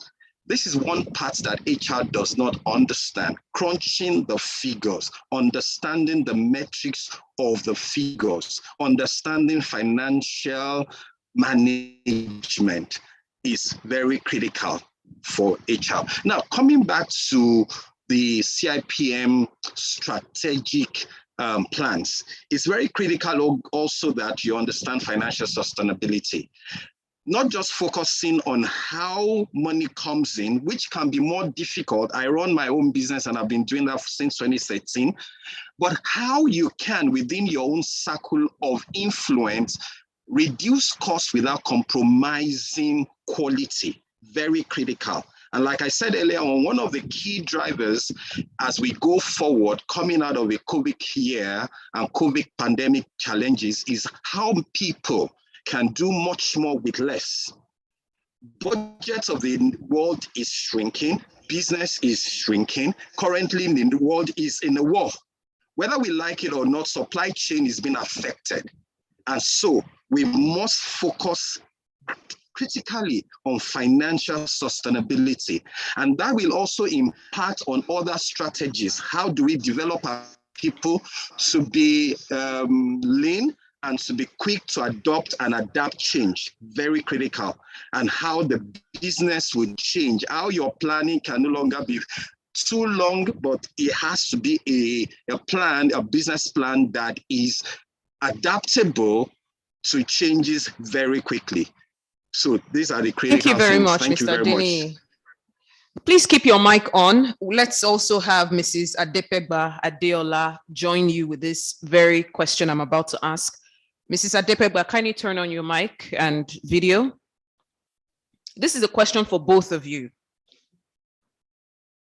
Describe some actions you believe the CIPM should or could take to make a positive impact on the related contexts or outcomes. Describe some actions you believe the CIPM should take or could take to make some positive impact in the related context and or outcome. Mrs. Adeola, this question is for you. Okay. Thank you very much, Mitchell. Thank you, everyone again. If I understand the question that, I should describe. Sorry, can I have the question again? Sorry. Describe some actions you believe the CIPM should take to make a positive impact on the related contexts or outcomes.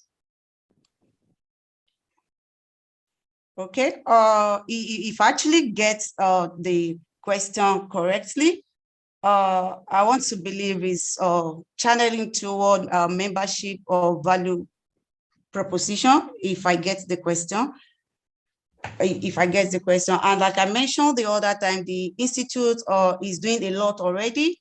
I overheard the president and chairman of council yesterday saying that the members can actually obtain transcript for international travel now. There are a lot of opportunity to participate, for members to participate. We have the Ready to Market program, we have the CIPM and we have member job loss insurance scheme, and a lot. I think CIPM, we can do better. And what can we do better? Let's be very quick with the question. The other time when I was making my manifesto, I said a lot about coaching and mentoring. I also mentioned the learning nugget, that if I am elected, I will advise the leadership to have a learning nugget in place where a training content is developed by the council itself and is sent to all the branches all over Nigeria for a particular month. And I remember I said, what it means is all the members of CIPM, we have knowledge, we have idea of a particular HR issue in a month. It could be more than that, but at least from the secretariat part of it is what we can do. Develop a training content, send it to the branches, let the branches look for a facilitator, a good facilitator that can facilitate the training, and cascade it down to the members in a month. If we do that, it will help the institute a lot. What it means is all the CIPM members across the nation, we have all the same knowledge on HR issue in a month. It could be more than that, depending on what the branches plan for. Thank you very much. Mr. Adeniyi, what fresh idea are you bringing? Mr. Adeola, kindly keep your mic on and your video on. This particular debate is between both of you. My question is, what are some of the actions you believe the CIPM should take to make a positive impact on the related contexts and outcomes? You've been in this position for the past 2 years. What is your fresh idea? What are some of the positive steps that could be taken by the institutes to move it forward? Go ahead, please. Thank you very much. One of the things I recently suggested that we, God willing, if I return, was I made a suggestion on how we can enhance our engagement, our brand visibility, and our messaging to members, and not just to members, to every stakeholder. So I suggested, and we are looking at it together. I've discussed it with the president and other leaders. We're looking at a situation where we can have what is called the president's lunch with the media, a quarterly program where you give the opportunity to the media to ask us questions about what we're doing related to HR practice, not just in Nigeria, but in West Africa and in Africa. And the reason why this interest in what is CIPM doing across Africa, I must come back to it, is the discussion around AfTaC, African Continent Free Trade Zone Agreement, which allows free movement of HR people across any African continent. That's number one. How do we enhance that? Then number two is this issue of think like a CEO. I have found out that most of the time when organizations are looking for their CEO, the last place they look for to consider is the HR director. They can take from sales, they can take from marketing, they can take from finance.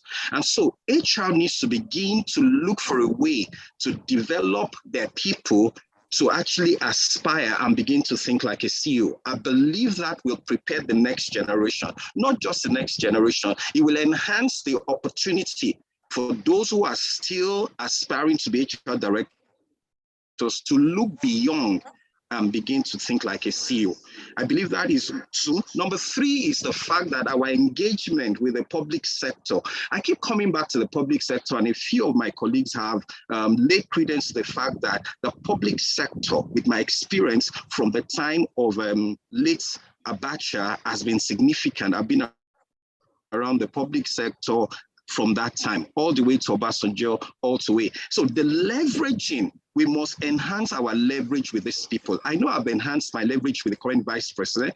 Is now declared. I believe that CIPM, indeed, my colleague Amo took it out of me, we must find a way to play a role. For example, I've discussed with him that the issue, if he wins, the issue of onboarding. Please keep it very brief. Yes, of the ministers and other government officials that he wants to appoint, CIPM will play a lot of role in designing their onboarding and actually breaking down the performance metrics in line with his own agenda. Thank you very much. Thank you very much. Mrs. Adeola wants to be an elected council member of the Institute. Why should you continue? This question is for you, Mr. Adeniyi. Why do you want to continue with this position for the third consecutive time instead of giving room for fresh ideas and fresh candidates? Why should we continue with you? You have 30 seconds. Thank you very much. I have an history of initiating critical, great ideas. Ideas rule the world, and the ability to continue to generate ideas and see the future, the possibilities therein, and my readiness, my commitment, like I said, is currently at work. I don't retire. I only rewire to refire. I am always fired up. And my commitment to my CIPM, our CIP, we don't run out of ideas. There's always a future to look onto. And so leveraging on the experience of the past and the ability to see where we're going with the strategic intent is the reason why I'm presenting myself, and I'm trusting that the CIPM family, the CIPM community, and the HR community will definitely give me another thinking to finish or to take further what we have started. That is why I'm here. All right. Mrs. Adeola, you're new. You're coming into a new terrain of leadership as far as this institute is concerned. Why do you think it'll be best for you to take on this position and replace Mr. Adeniyi, in quotes? Why should we leave his experience of 2 years and give someone like you, who is yet to experience this terrain, a chance? What will you do differently? And why should we choose you? Okay. Thank you very much. And thank you everyone on this call. First of all, ECM Adeniyi has done well and he's still doing well. So if I'm to say, why should you choose me over him? Like I said during my manifesto, I am for diversity and inclusion. The council now we only have one female, which is our national treasurer. So I believe if we have more female on board at the executive of the council, we can do better. Like I said the other time, it has been said, research has shown that any establishment, any company, any organization that embrace diversity and inclusion, they stand to improve in their, not only in their revenue, innovation, and in high productivity by 35%. So we need diversity. Even at the council, we need inclusion. We need to bring more people on board. We need to bring female on board. And I give you an example in my my workplace. When I joined my workplace, the leadership they are not more than 3% that they are female. So I have to fight over it. I have to talk to ladies. I have to talk to women that we can do it. Let's stand up. And believe you me, as we speak, we have 24% in the female in the leadership, and they are doing fantastic. They are doing fantastically well. They are doing greatly. So if I am given this opportunity to join I have done it before in Kano. I am doing it in Kaduna. I will do lots better. Like I said, I'm going to bring Sokoto on board. I'm going to bring Kebbi on board. I'm going to bring Zamfara State on board. And we are going to visit Jigawa. We are going to visit Katsina because I have people there. We are going to bring them on board. So if I am giving this opportunity to be elected council member, this and a lot of things we are going to bring on board. So thank you. Thank you very much, Thank you very much, Mrs. Adepeba Adeola. You can mute your mic now. Thank you. Let's have Mr. Yomi Fawaiimi back, and also Mr. Theophilus, both of them. Mr. Theophilus and Mr. Yomi Fawaiimi. Yeah, here. All right. Mr. Yomi, you spoke about technology extensively during your manifesto. And from what I do know or understand, your portfolio, as it were, was to aid digital transformation projects or bring to pass digital transformation projects and drive the HR and government ad hoc committee. Am I right? Yeah, you're correct. All right. So kindly run us through how important technology is in today's world, especially for CIPM and the HR practice, and what your plans are to take this institution forward to keep up with the trends of science and technology around the world. Okay, great question. Technology is a great enabler. There is virtually anything you can do in this world that you can't enhance with technology. Technology is both a means and a end. And the goal and what we're trying to do with this project is to use technology as a means.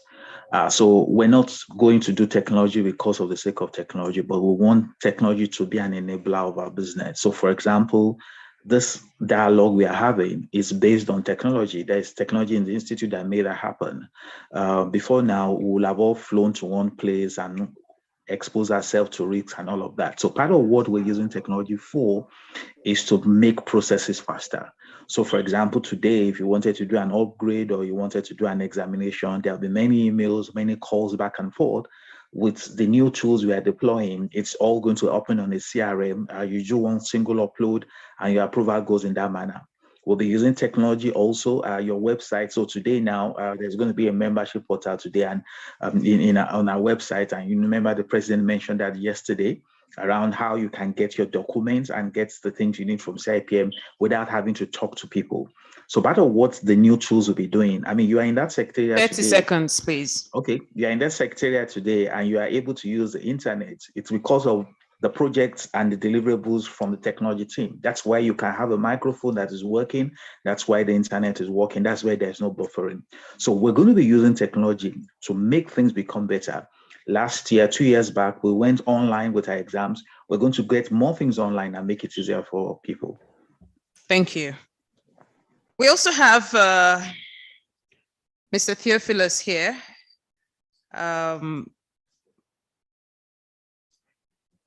Yes, we have Mr. Theophilus here, Mr. Yomi, who's here, and he's also handling strategic initiative for MSMEs, that's micro, small, and medium scale businesses or enterprises. Mr. Yomi, kindly remain here with your mic on and your video on, because this is for both of you. As members, both of you that have been in this position in the past 2 years and 1 year respectively, how exactly have both of you worked together as a team to bring the Institute to where it should be, as far as adding technology to your goals on MSMEs to buffer on each other for a smooth process for small, medium, and scale enterprises? How has your membership together in this institute rubbed off on each other? How have you guys, both of you, worked in sync to bring technology up to par while also helping micro and small, medium scale enterprises? Mr. Oluyemi, this is for you. Thank you so much, Madam Moderator. Now, I would like to start by saying that the nature of SMEs, they are scattered everywhere, such that them coming to the Secretariat, for example, for desk advisory, for counsel, or to access any of our services can be expensive based on distance. And this here is Yomi's project comes in very handy. So once you have a phone, a digital tool, you can just send an email or make a request on our platform to make your clarifications, to get access to CIPM members who will be able to offer free advisory to some extent and also affordable price advisory to SME. So our work is in complete alignment. The more we close out on this project, the faster we close out on this project, the easier it will be to scale our opportunities. Today, there are several options and solutions we have created, but we can now make it available repeatedly using the same energy. So it's going to scale our opportunity and deepen our impact and our outreach. Thank you. Thank you. Now, yesterday during the debates, one of the participants did ask a question about the possibility of a payments portal or an application, an app for CIPM where members can renew subscriptions, where members can pay their monthly dues or some of the dues that are owed, and just to make it very easy for invalid members that have not used the platform for so long to come back to the system and pay. Mr. Bayomi, technology. It's everything. It's very important to why many people are here in this room, because it's very evident, it's obvious to us that technology has brought us together. However, for people who would love to have a segment in the application, which I believe is not yet here, or maybe the website which you have promised will be such a beautiful experience for every single member, what are you doing to also make sure that payments via these platforms is possible? What are you doing to make sure that newsletters or journals or materials or books are available also on these platforms? Again, I ask, what is your dream in making technology a one-stop shop for every single member of this institute to leverage on? Thanks, great question. So today now, we're going to start elections from later today. Before now, we will have had people to gather in a hall where they'll have to vote. But from tomorrow, people will be voting from their phones, will be voting from their laptops, will be voting from their houses in Togo, in Ghana, wherever they are. It's because of the technology we provided. Our committee, the IT committee, worked with the service provider, and we were able to get a solution that is an improvement over last year. Interestingly, at about 40% of the cost we will have paid for this year. So not only are we giving technology, we're also giving technology at the right price for members. Talking about being able to make payments online, one of the things that's going to come with the new websites and the membership is that speaking together of different systems that we have. The payment system currently does not speak to the membership all. So what we're going to be doing is you will be able to go online, make your payments, as against what we currently have, that when you make payment, you send an email to tell people you are paid. That's going to change when we finish all those processes. We're going to have an opportunity where you'll be able to make your payment online and you're going to get your confirmation online. You can actually get to print your membership license and any other thing you want online. So the desire for members has been heard. The dreams of members to let there be that interface that makes membership easy and convenient is going to come to pass this year. It's no more going to be a dream. I can assure you of that, because part of what we have gathered in our requirement, like I mentioned earlier, is that our requirement included stakeholder engagement. When we spoke to members and community members and they talked about those pain points, let's also remember, I am also a member of the Institute. What is your pain is my pain. If you have problem paying, I also have problem paying. And we'll put up that hack that's going to solve that problem with these solutions we are deploying. I can guarantee you, by the end of this year, these things will be very different. Of course, and you know we have done it before. Thank you very much. Okay. Thank you very much, gentlemen. Let's move to Mr. Samuel. Mr. Akinjide Samuel. Thank you very much. I'm here. Welcome back. Thank you very much. All right. I have a question. In what ways do you think the CIPM can advocate for better governance of the nation Nigeria in order to strengthen citizen-centered leadership and outcomes? What are the ways that you think CIPM can advocate for better governance of the nation in order to strengthen citizen-centered leadership and outcomes? Thank you very much. Again, we have to look at the micro level to look at what happens at the macro. If we get it right at the micro level, my thought is that we are going to get it better at the national level. So the focus of CIPM, the way I understand it, is to build human resources. And human resources is so critical in our overall national development. So my feeling is that we have what it takes to bring up people, to develop their intent, to develop the content of their human resources, to also develop the content of their professional application of what they have to solve problems around us. So my take is that the CIPM, because of the way it has been structured, it has relationship across board. By across board, I mean those in government and also those who are out of government. So if we get it right for our human capacity, then I think the nation will get it better. And as a matter of fact, too, this is, in fact, one of the areas where I'm coming in, that we, erroneously anyway, that people feel that CIPM is pro-private sector. You know, in the public sector, the public is the one that delivers on the services to the people. If the people who are delivering the services are not well grounded in what they're supposed to deliver the services on, they can, in fact, you can't give what you don't have. So it is my belief that the CIPM, when they condition the professional outlook of those who are delivering the services, particularly in the public sector, I believe is going to have an impact on what happens at our governance structure. In fact, our governance structure, the way it is at the national profile of Nigeria, as it were, the public sector is the key, is very key to the economy and the overall development of the nation. So if we get those who are working there to understand the workings perfectly the way it should be, according to the standard that is acceptable all over the world, I believe Nigeria is going to be better run, and I believe Nigeria will have service delivery that will be that will better a lot of the people and take them out of poverty line that they are at the moment. Thank you very much. Thank you, Mr. Samuel. A follow-up question to that. What are the current talent management issues within your purview that you're currently handling in your organization as a chief HR officer or senior leader? And how are you navigating associated dilemmas and issues or challenges at the moment? Yeah, thank you. Talent hunt, talent management. Again, please permit me to to leverage on my experience in the public service, because that is where I have the clear understanding. You know, for some time, at least in our own space, you can, if you know somebody from somewhere, you can get employed.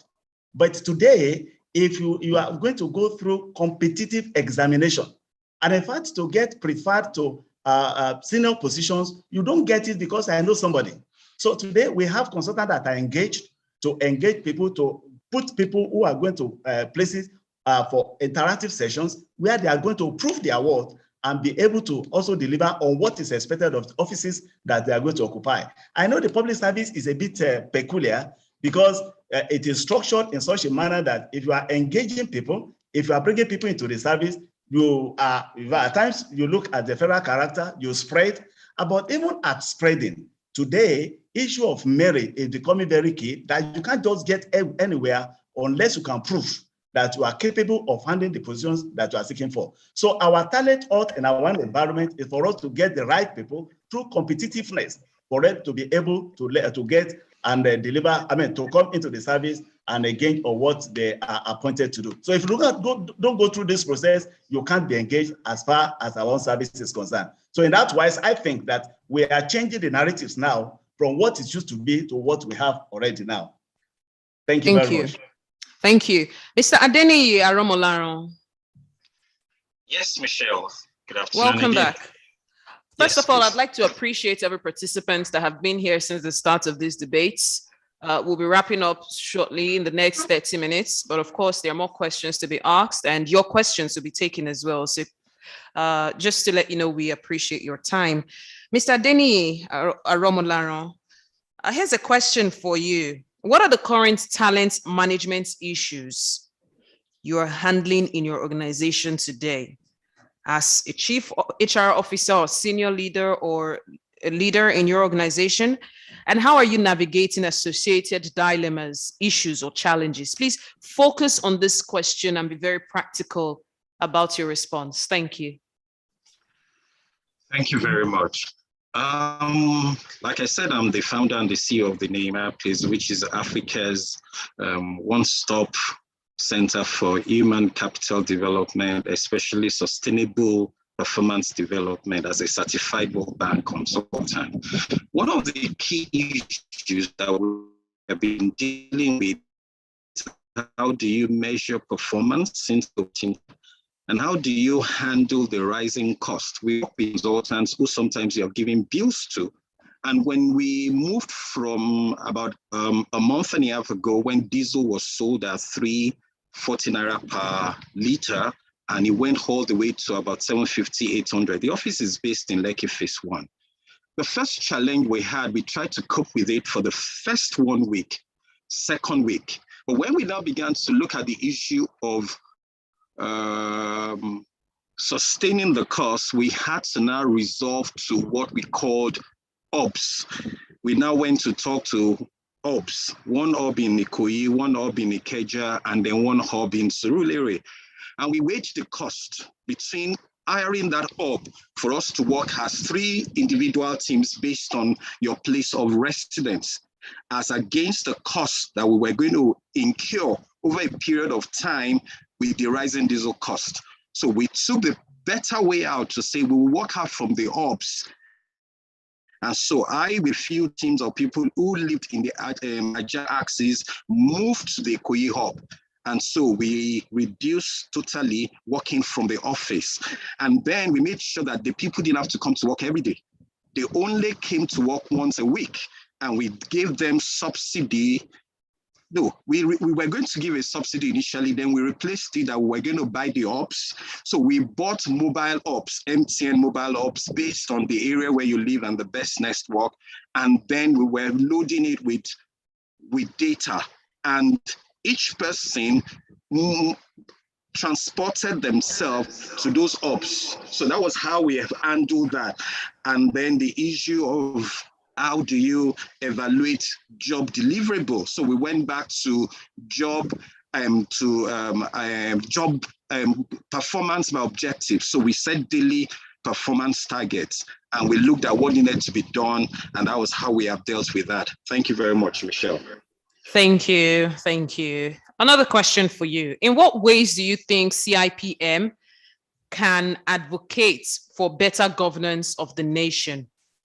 Keyword, advocates for better governance of the nation, Nigeria, in order to strengthen citizen-centered leadership and outcomes? Thank you for the question. Fantastic. It's been a debate. What do you mean by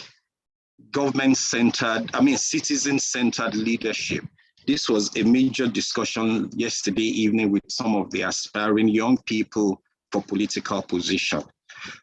Now, citizen-centered leadership in relation to what CIPM can do is first to understand what are the critical needs of a young people, a digital economy, a future that provides hope for them in terms of, if I graduate, I can get some work done. And then the issue of capability development. And this was where our own partnership with the Lagos State Employability Trust Fund started. How do you develop people to be able to do something? And I've always been an advocate for something, that the future of work will consist in learning a vocation. Because if your degree can't get you a job, then your vocation can keep you engaged. And that's what we're trying to do. How do you ensure that there is a return to vocational development? How do you understand that the people need a living wage? Imagine still surviving on 30,000. So CIPM's role is to basically advocate on how people-centric economic values can be projected. And this is where our voice will come in to say, we believe that the economy can be better managed by understanding the needs of the people. And let us focus on great developmental needs, structural development, rather than current expenditure that carries a large proportion of the budget. How do we put structures in place? How do we focus to ensure that power supply?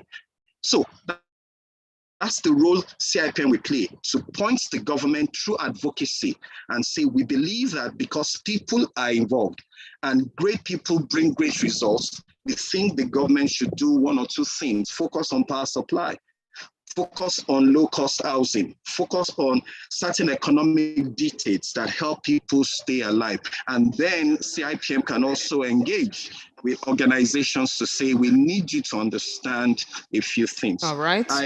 Yes, so thank you very much. Thank you very much. Mr. Yomi Fawaiimi, in what way, are you there, Mr. Yomi? Mr. Yomi, sorry. In what ways do you think CIPM should advocate for better governance of the nation in order to strengthen citizen-centered leadership and outcomes? Okay. In 1 minute, please. Oh, interesting. Like I said before, I used to be the chairperson of the Public Policy and Advocacy Committee. And so when you say in what ways CIPM should advocate, what has become very obvious is that democracy is supposed to be citizen-led. And one of the things that CIPM can do is to teach citizens how to be citizens. One of the biggest tools for making impact in the world is learning and development. And HR is the custodian of that function. So we can start to provide learning opportunities for citizens. Most likely the those in leadership don't want citizens empowered. And the tool we have to create their empowerment is through education. So I believe one of the things we can start to do as far as we go towards the election is start to have public education for citizens to know these are your roles, these are your responsibilities, these are your powers. How will you do that? How you do that? How will you do that? Yes. Public education forum. So we can start an annual, monthly, weekly, depending on periods, educational programs to educate people about their roles, their responsibility as citizens. We can also have some form of education to support the public sector to facilitate the dialogue between the public sector and the private sector. Part of it is also education and reinforcement for leadership to do the right things. So it's a tool of learning, education, training, materials, pamphlets, sharing of educational tools and materials. That, in my view, is the first thing. Of course, part of what we can then do is then to put in the principle of consequence management, because as HR managers, we train you to perform, and then when you don't perform, we introduce consequence management for it. So we can start to work with the required government agencies on consequence management for non-performance, either by people in the public sector or by people in government. So it's a balance of both: train to perform, provide consequences for non-performance. Of course, related to that is to reward those that perform well. I believe CIPM. 1 minute, please. All right, let's move on to the next question. Remember to keep it as brief as you can. Mr. Yomi Fawaiimi, COVID-19 has impacted nations, governments, organizations, and citizens in a variety of ways. Kindly describe what you see as the forecast for 2022, and what are the implications for organizational strategy? Okay, thanks for that question. By forecast, do you mean health forecast or general forecast? Depends on how you want to forecast as far as the implications for organization strategy in 2022. So what has become clear is that, thanks to that, COVID has brought about the emergence of new industries. I mean, you saw two big companies this year started to have problems. One of which was Peloton. Because people couldn't go to gyms, Peloton became very strong, providing equipment for people to exercise at home. Now that people can get to gyms, Peloton is struggling because nobody wants to be exercising at home. Just 2 days ago, you saw Netflix for the first time announce the reduction in the volume of people that subscribe to Netflix, and predicted that 1 million people would drop their subscription from Netflix. Why did that happen? 2 years ago, under COVID, we couldn't go to cinemas. People subscribed to Netflix so they can watch TV at home. There was lockdown. Now people can go to cinemas, and now they suddenly realize they don't need Netflix the way they did the game. Of course, part of it is also technology. People are now sharing passwords to show that, oh, I buy one, I share with the members of my family. That has shown that COVID-19 has made some industries become prominent. At the same time, it has also made some industries to come to recede a bit backward. So, for example, you saw how suddenly we saw increase in the number of online offerings by educational institutions as against face-to-face. You also see, I mean, we're all here in Nigeria, for example, many of the comedians who used to do stand-up comedy in the hotel, gathering people, suddenly became people making skits. So rather than gather people, you make a skit and throw it online. So you realize that technology and COVID has made people leverage technology to build their industry. So what's going to happen this year is there's going to be recovery. The recovery will mean two things. The people that gain from COVID as a result of lockdown will lose. That's what is affecting Peloton. That is what is affecting Netflix. Number two, the businesses that suffered from COVID but innovated quickly will gain. So that is why, for example, a hotel, for example, now has a delivery service for food. A hotel laundry can now be used by members of the public. So they're going to gain that because they have added to their current offering. Then the organizations that were just blank and didn't do anything will likely have new people emerge because of the fact that new people will start to see opportunities they could have lost. So it depends on how organizations responded to COVID that will determine what will happen to them this year. If you are creative and innovative, this is your year. If you are sleeping, keep snoring. And if you didn't know what was happening, the whole world is going to leave you behind. Thank you very much, Mr. Yomi. Mr. Adeosun, the same question goes for you.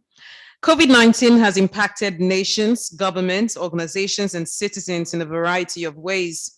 Describe what you see as a forecast for 2022, and what are the implications for organizational strategy? Okay, thank you so much. Leveraging on what my colleague is saying, Yomi, I also like to further widen the conversation. Now, in addition to COVID-19, this year already, we have seen an escalation of the Russian-Ukraine situation. Also, chances are very high that one or two other unknown things to us right now is going to even option. Now, what it means is that as organizations, as professionals in HR, we must be prepared more than ever before for unknown disruptions. COVID is, so to speak, we are aware and we can cope, adapt to any medical-related disruptions. What I'm saying is one or two things will still emerge this we don't know right now, and as a business, as an organization, as professionals, we must be adaptable. We must remain agile so that we are not caught unawares. We must have business continuity plans. In other words, to be able to continue to work remote or hybrid or physically, and switch within seconds. Must continue with our digitalization drive, such that, God forbid, there's a massive traffic in one part of the country or there's a lockdown. How would we ensure of the services we render? So HR, irrespective of whether it's in the private sector, public sector, how do we ensure continuous service delivery? How do we expand the scope of our product offerings so that we can continue to derive income for the organizations we work for? We can continue to render service for the clientele that leverage on the value chain that will. The truth is, would there be more disruptions? I have bad news for us. Yes, there will be. The good news is we will continue through CIPM, through our membership, and what our members will do for the members of staff in their respective organizations, so that we will be ready and we will not sink. Rather, we will swim. Thank you, Madam. All right. Thank you very much. Mr. Amo Onidundu Olakemi, FCIPM, welcome back. Here's a question for you. Same question. COVID-19 has impacted nations, governments, organizations, and citizens in a variety of ways. Describe what you see as a forecast for 2022 and what the implications are for organizational strategy. Okay, thank you, Michelle. Amao Onidundu is the name. you are calling him with stylistic. All right. Okay, let me say this quickly. Businesses that survived the COVID-19 survived based on one thing: technology. And so every organization in 2022 and forward should become a technology business, but specializing in different areas. Banks must become technology business, but specialize in providing finance, through technology. CIPM must become a technology business, because this is the secret for survival into the future. That's one. Two, we must now begin to focus on the impact of what technology will bring, which will be that there is more request and desire for value, but less money in the economy because of what we are seeing globally. So cost optimization must be focused. Why not compromising on value delivery? This is very critical. So as we do our strategy meeting and all that, we must begin to look at how we can cut costs without compromising value. This is critical.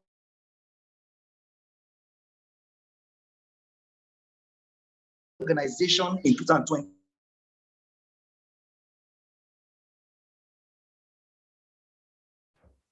You're currently muted. Kindly unmute, please.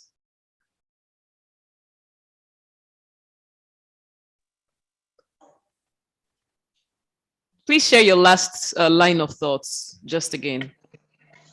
Okay, my last line of thought is that every organization that wants to survive, not only in 2022, but going forward, must transmit from their focus of their ab initio business. Maybe they're in banking and they think they're in bank business. They must transmit to become a tech business that now provides the service offering that they are providing.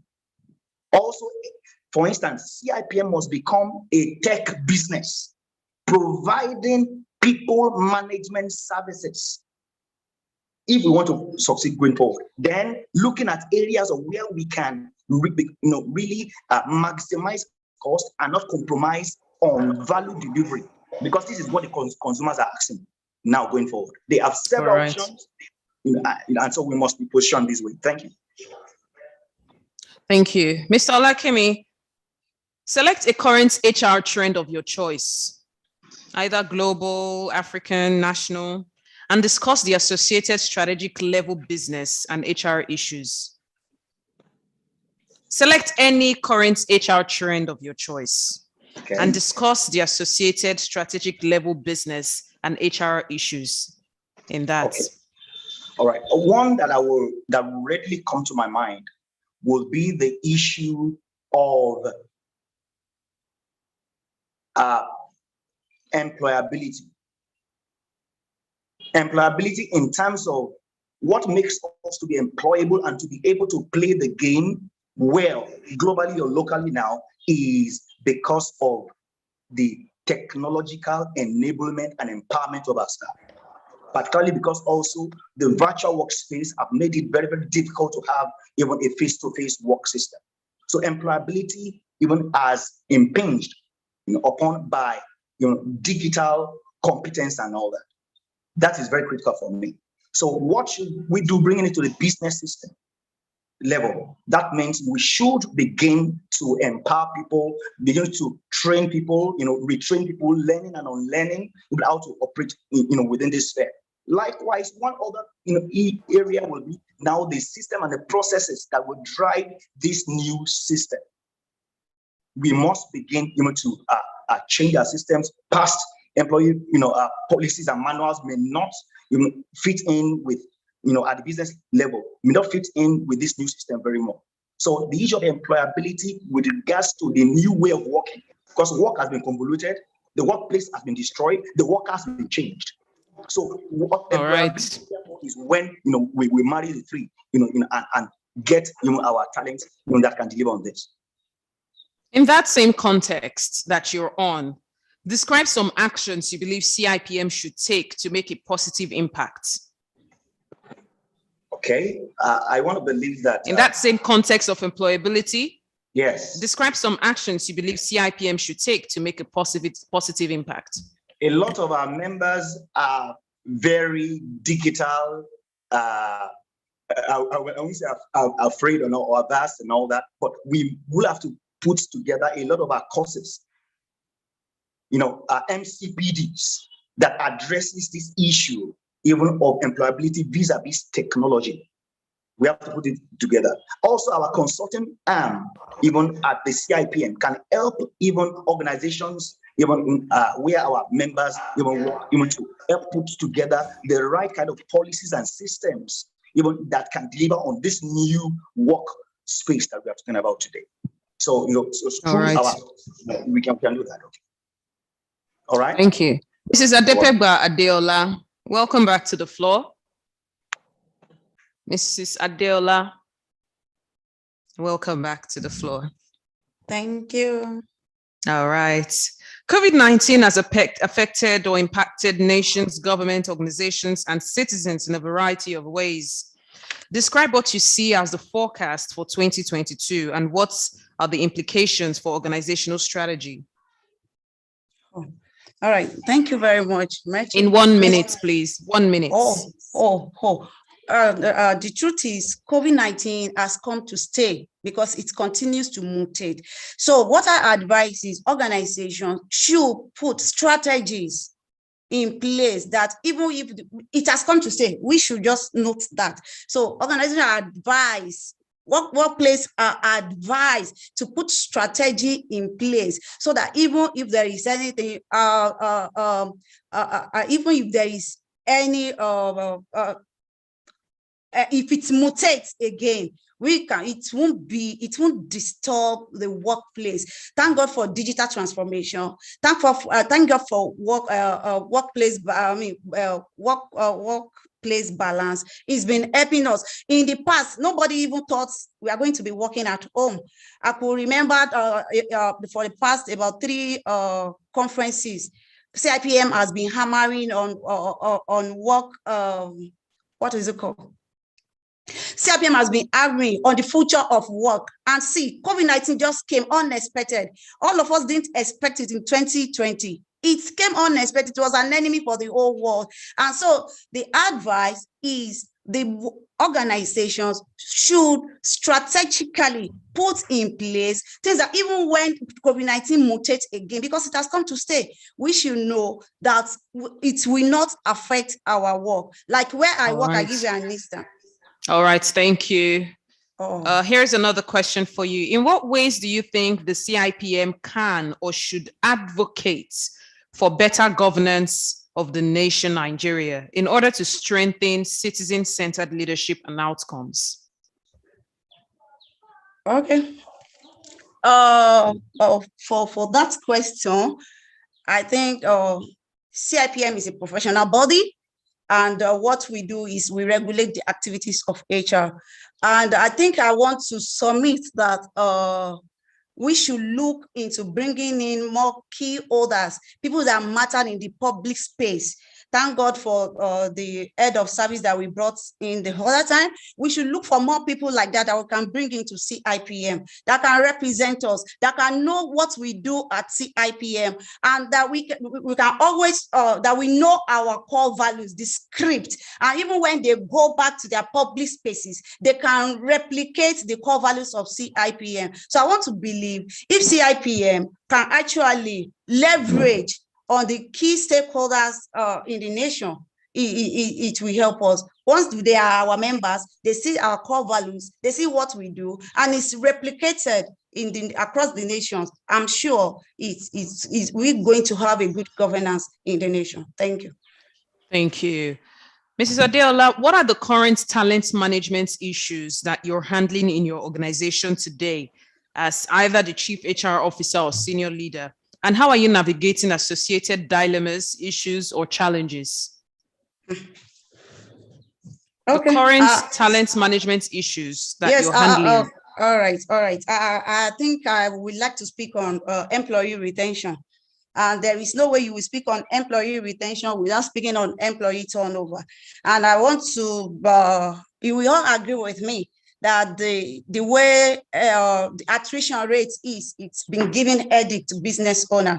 So the impact of employee turnover cannot be overemphasized. You know, it causes productivity losses, it causes workflow interruptions.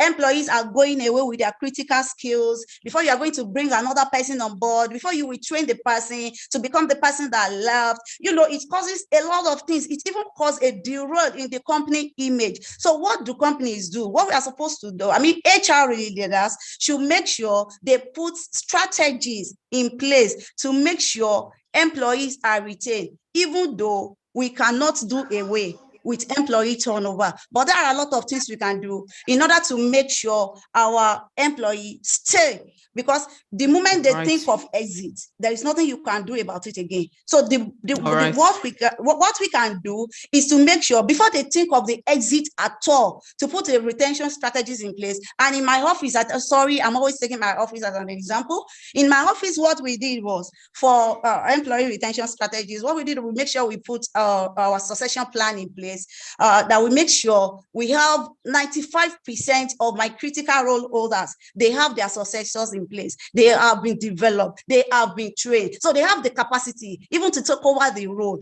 even when the current job role holder, even when they leave. What about another thing we did? Okay, we have to move to the next question. Remember, you have 1 minute to answer each question. What will be your focus or recommendation for strategically positioning the HR function to add value to the business and the CIPM strategy plan in 2022? Okay. All right. Thank you very much, Michelle. I talked the other time about excellence in service delivery. It matters a lot.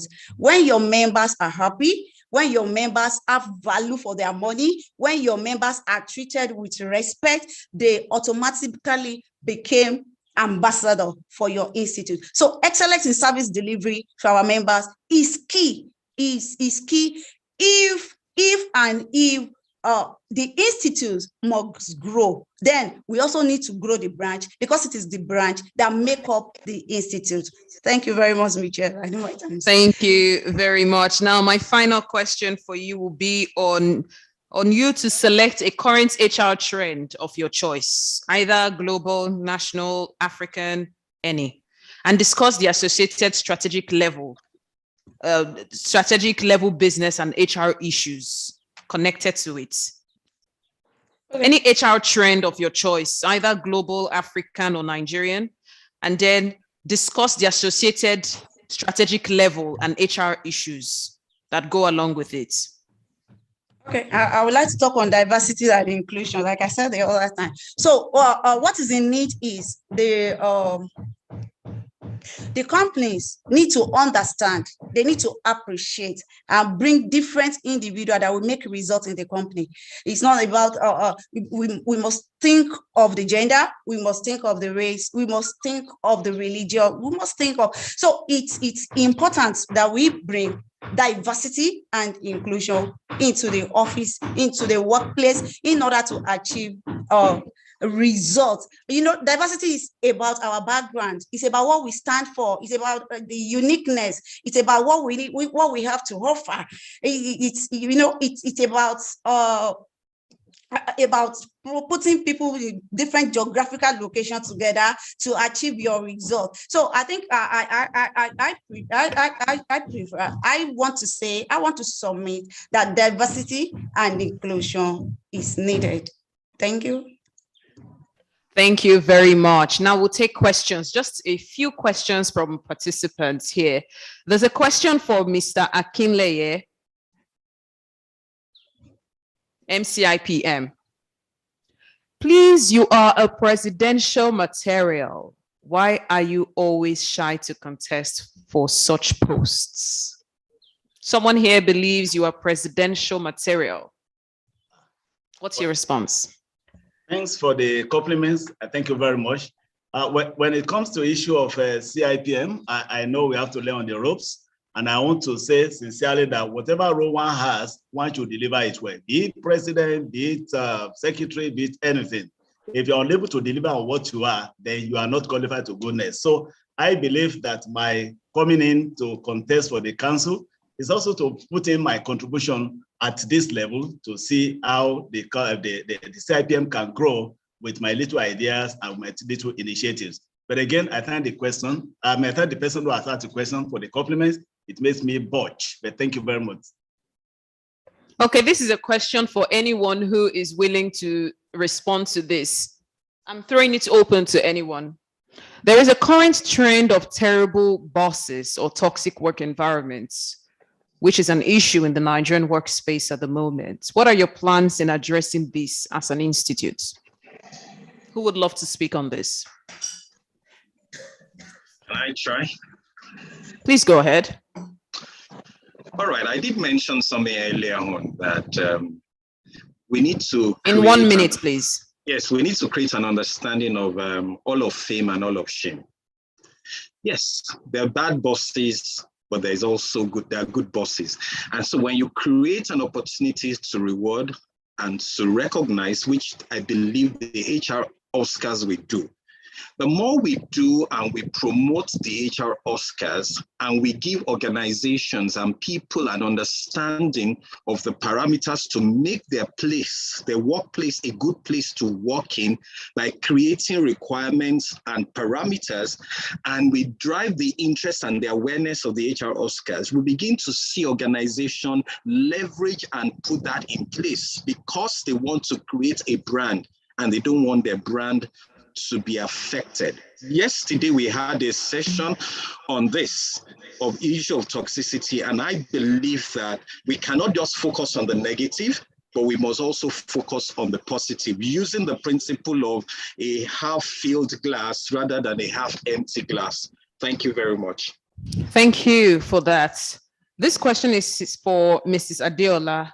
Listening to your manifesto, I observe that your vision is within the country. My question is, don't you have plans of taking our institution to a world level? Yeah. Thank you, Michelle. I believe the question has been countered because I saw a comment again from her, but let me just put one or two things together to that. I overheard the president yesterday talking that we want to collaborate with HR Global. We want to move beyond Nigeria. I'm presently, thankfully, I am a student member of the SHRM, and I believe we have a lot of things we have been taught on their core values, on what they do, and bringing all those together and to the leadership, we can also take CIPM Nigeria abroad. But as it is now, it has not been taken, even for the whole nation, is still within Nigeria. But why not?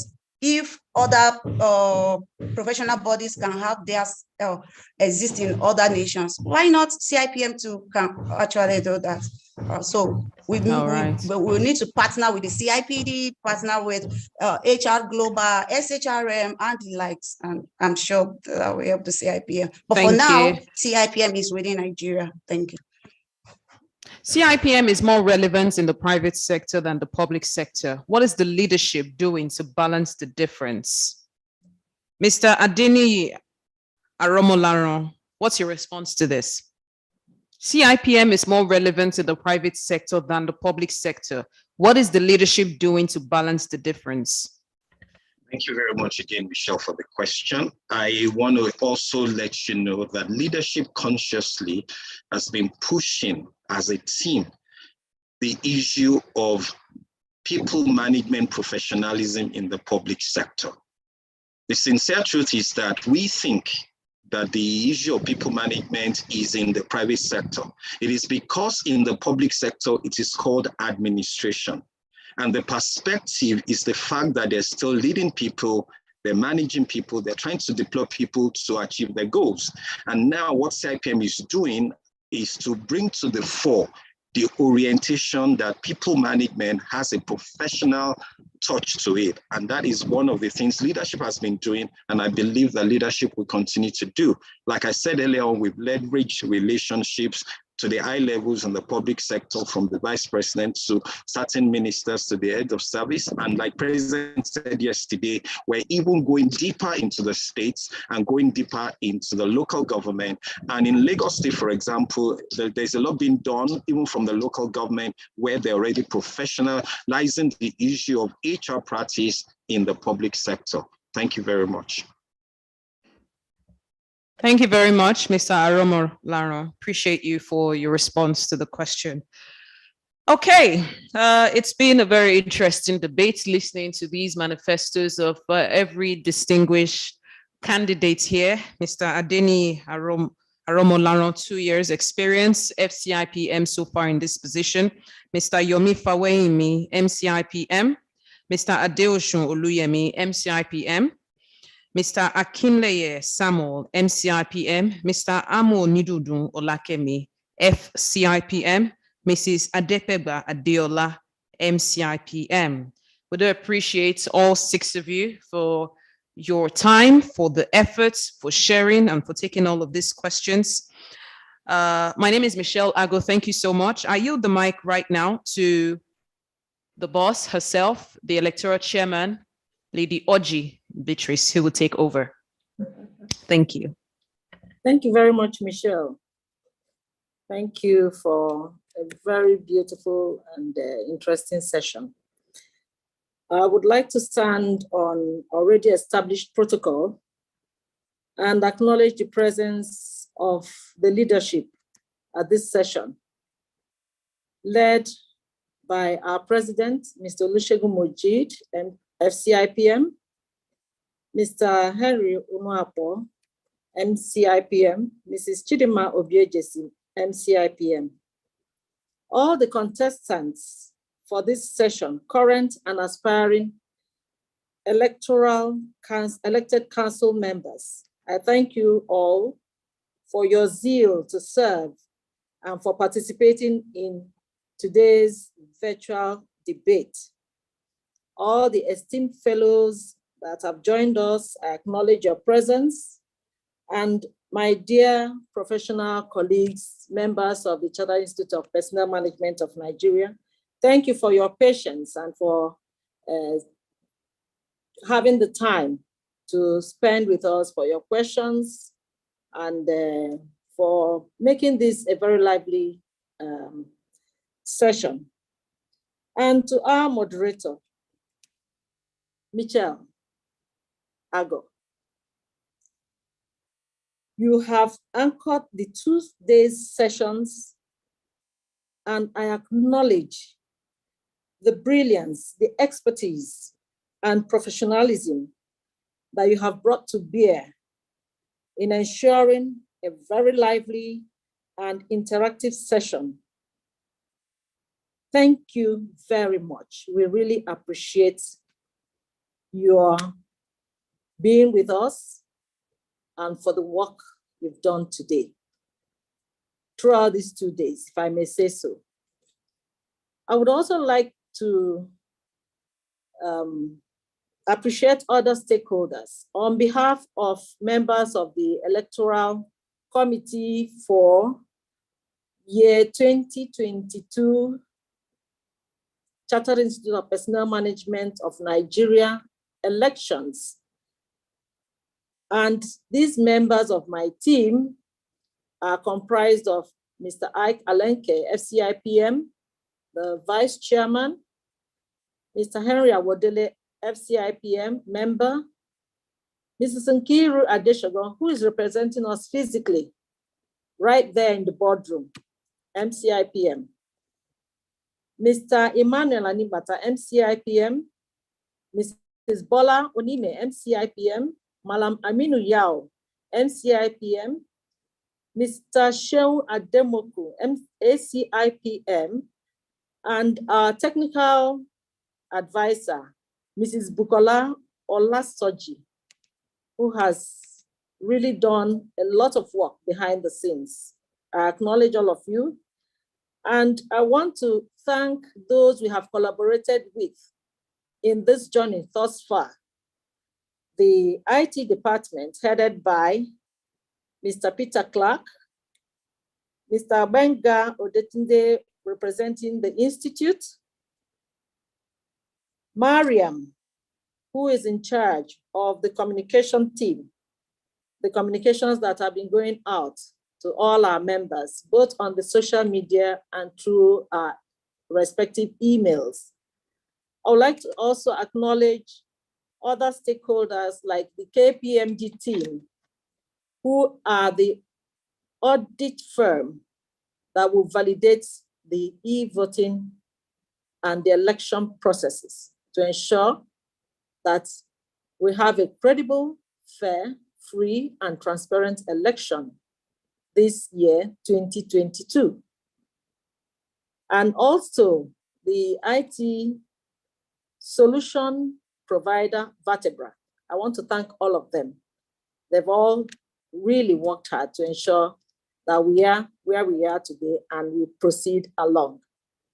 Finally, I would like to reiterate for the avoidance of doubt that all campaigns must close today at 4 p.m. prompt. All contestants, your supporters and your friends, your campaign managers should please be sensitized to this, that all election campaigns ends today at 4 p.m. And the Electoral Committee wishes to thank all the contestants and wish them success as they strive to serve the Institute in leadership capacity.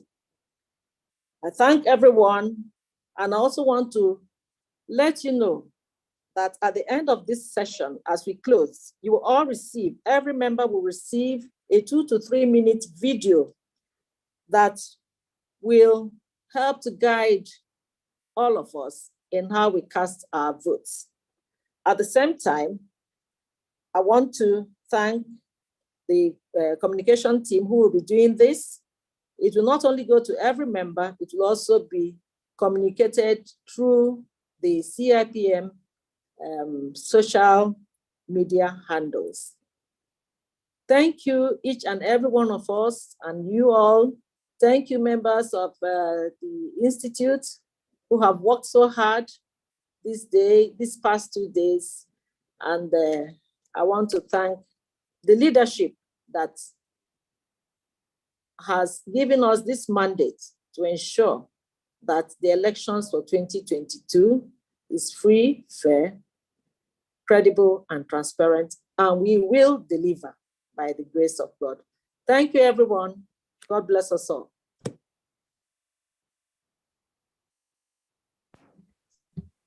Thank you, Ma. God bless you. Bye for now. Thank you, Ma. God bless you. Bye. Thank you. Well done, everyone. Thank you so much, Ma. Well done, everyone. Thank you, everyone. Thank you so much.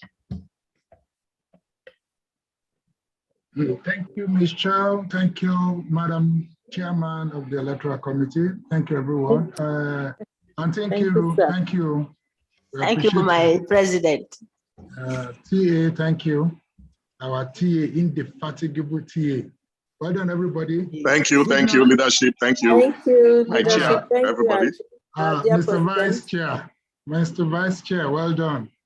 Thank you, everyone. Let's go and vote. Please, let's go and vote. Let's mobilize the votes. Thank you very much. God bless you all. Everyone. God bless you all. Thank you. Yes, darling. Thank you so much. Thank you, man. So well. Oh, thank you. Keep on.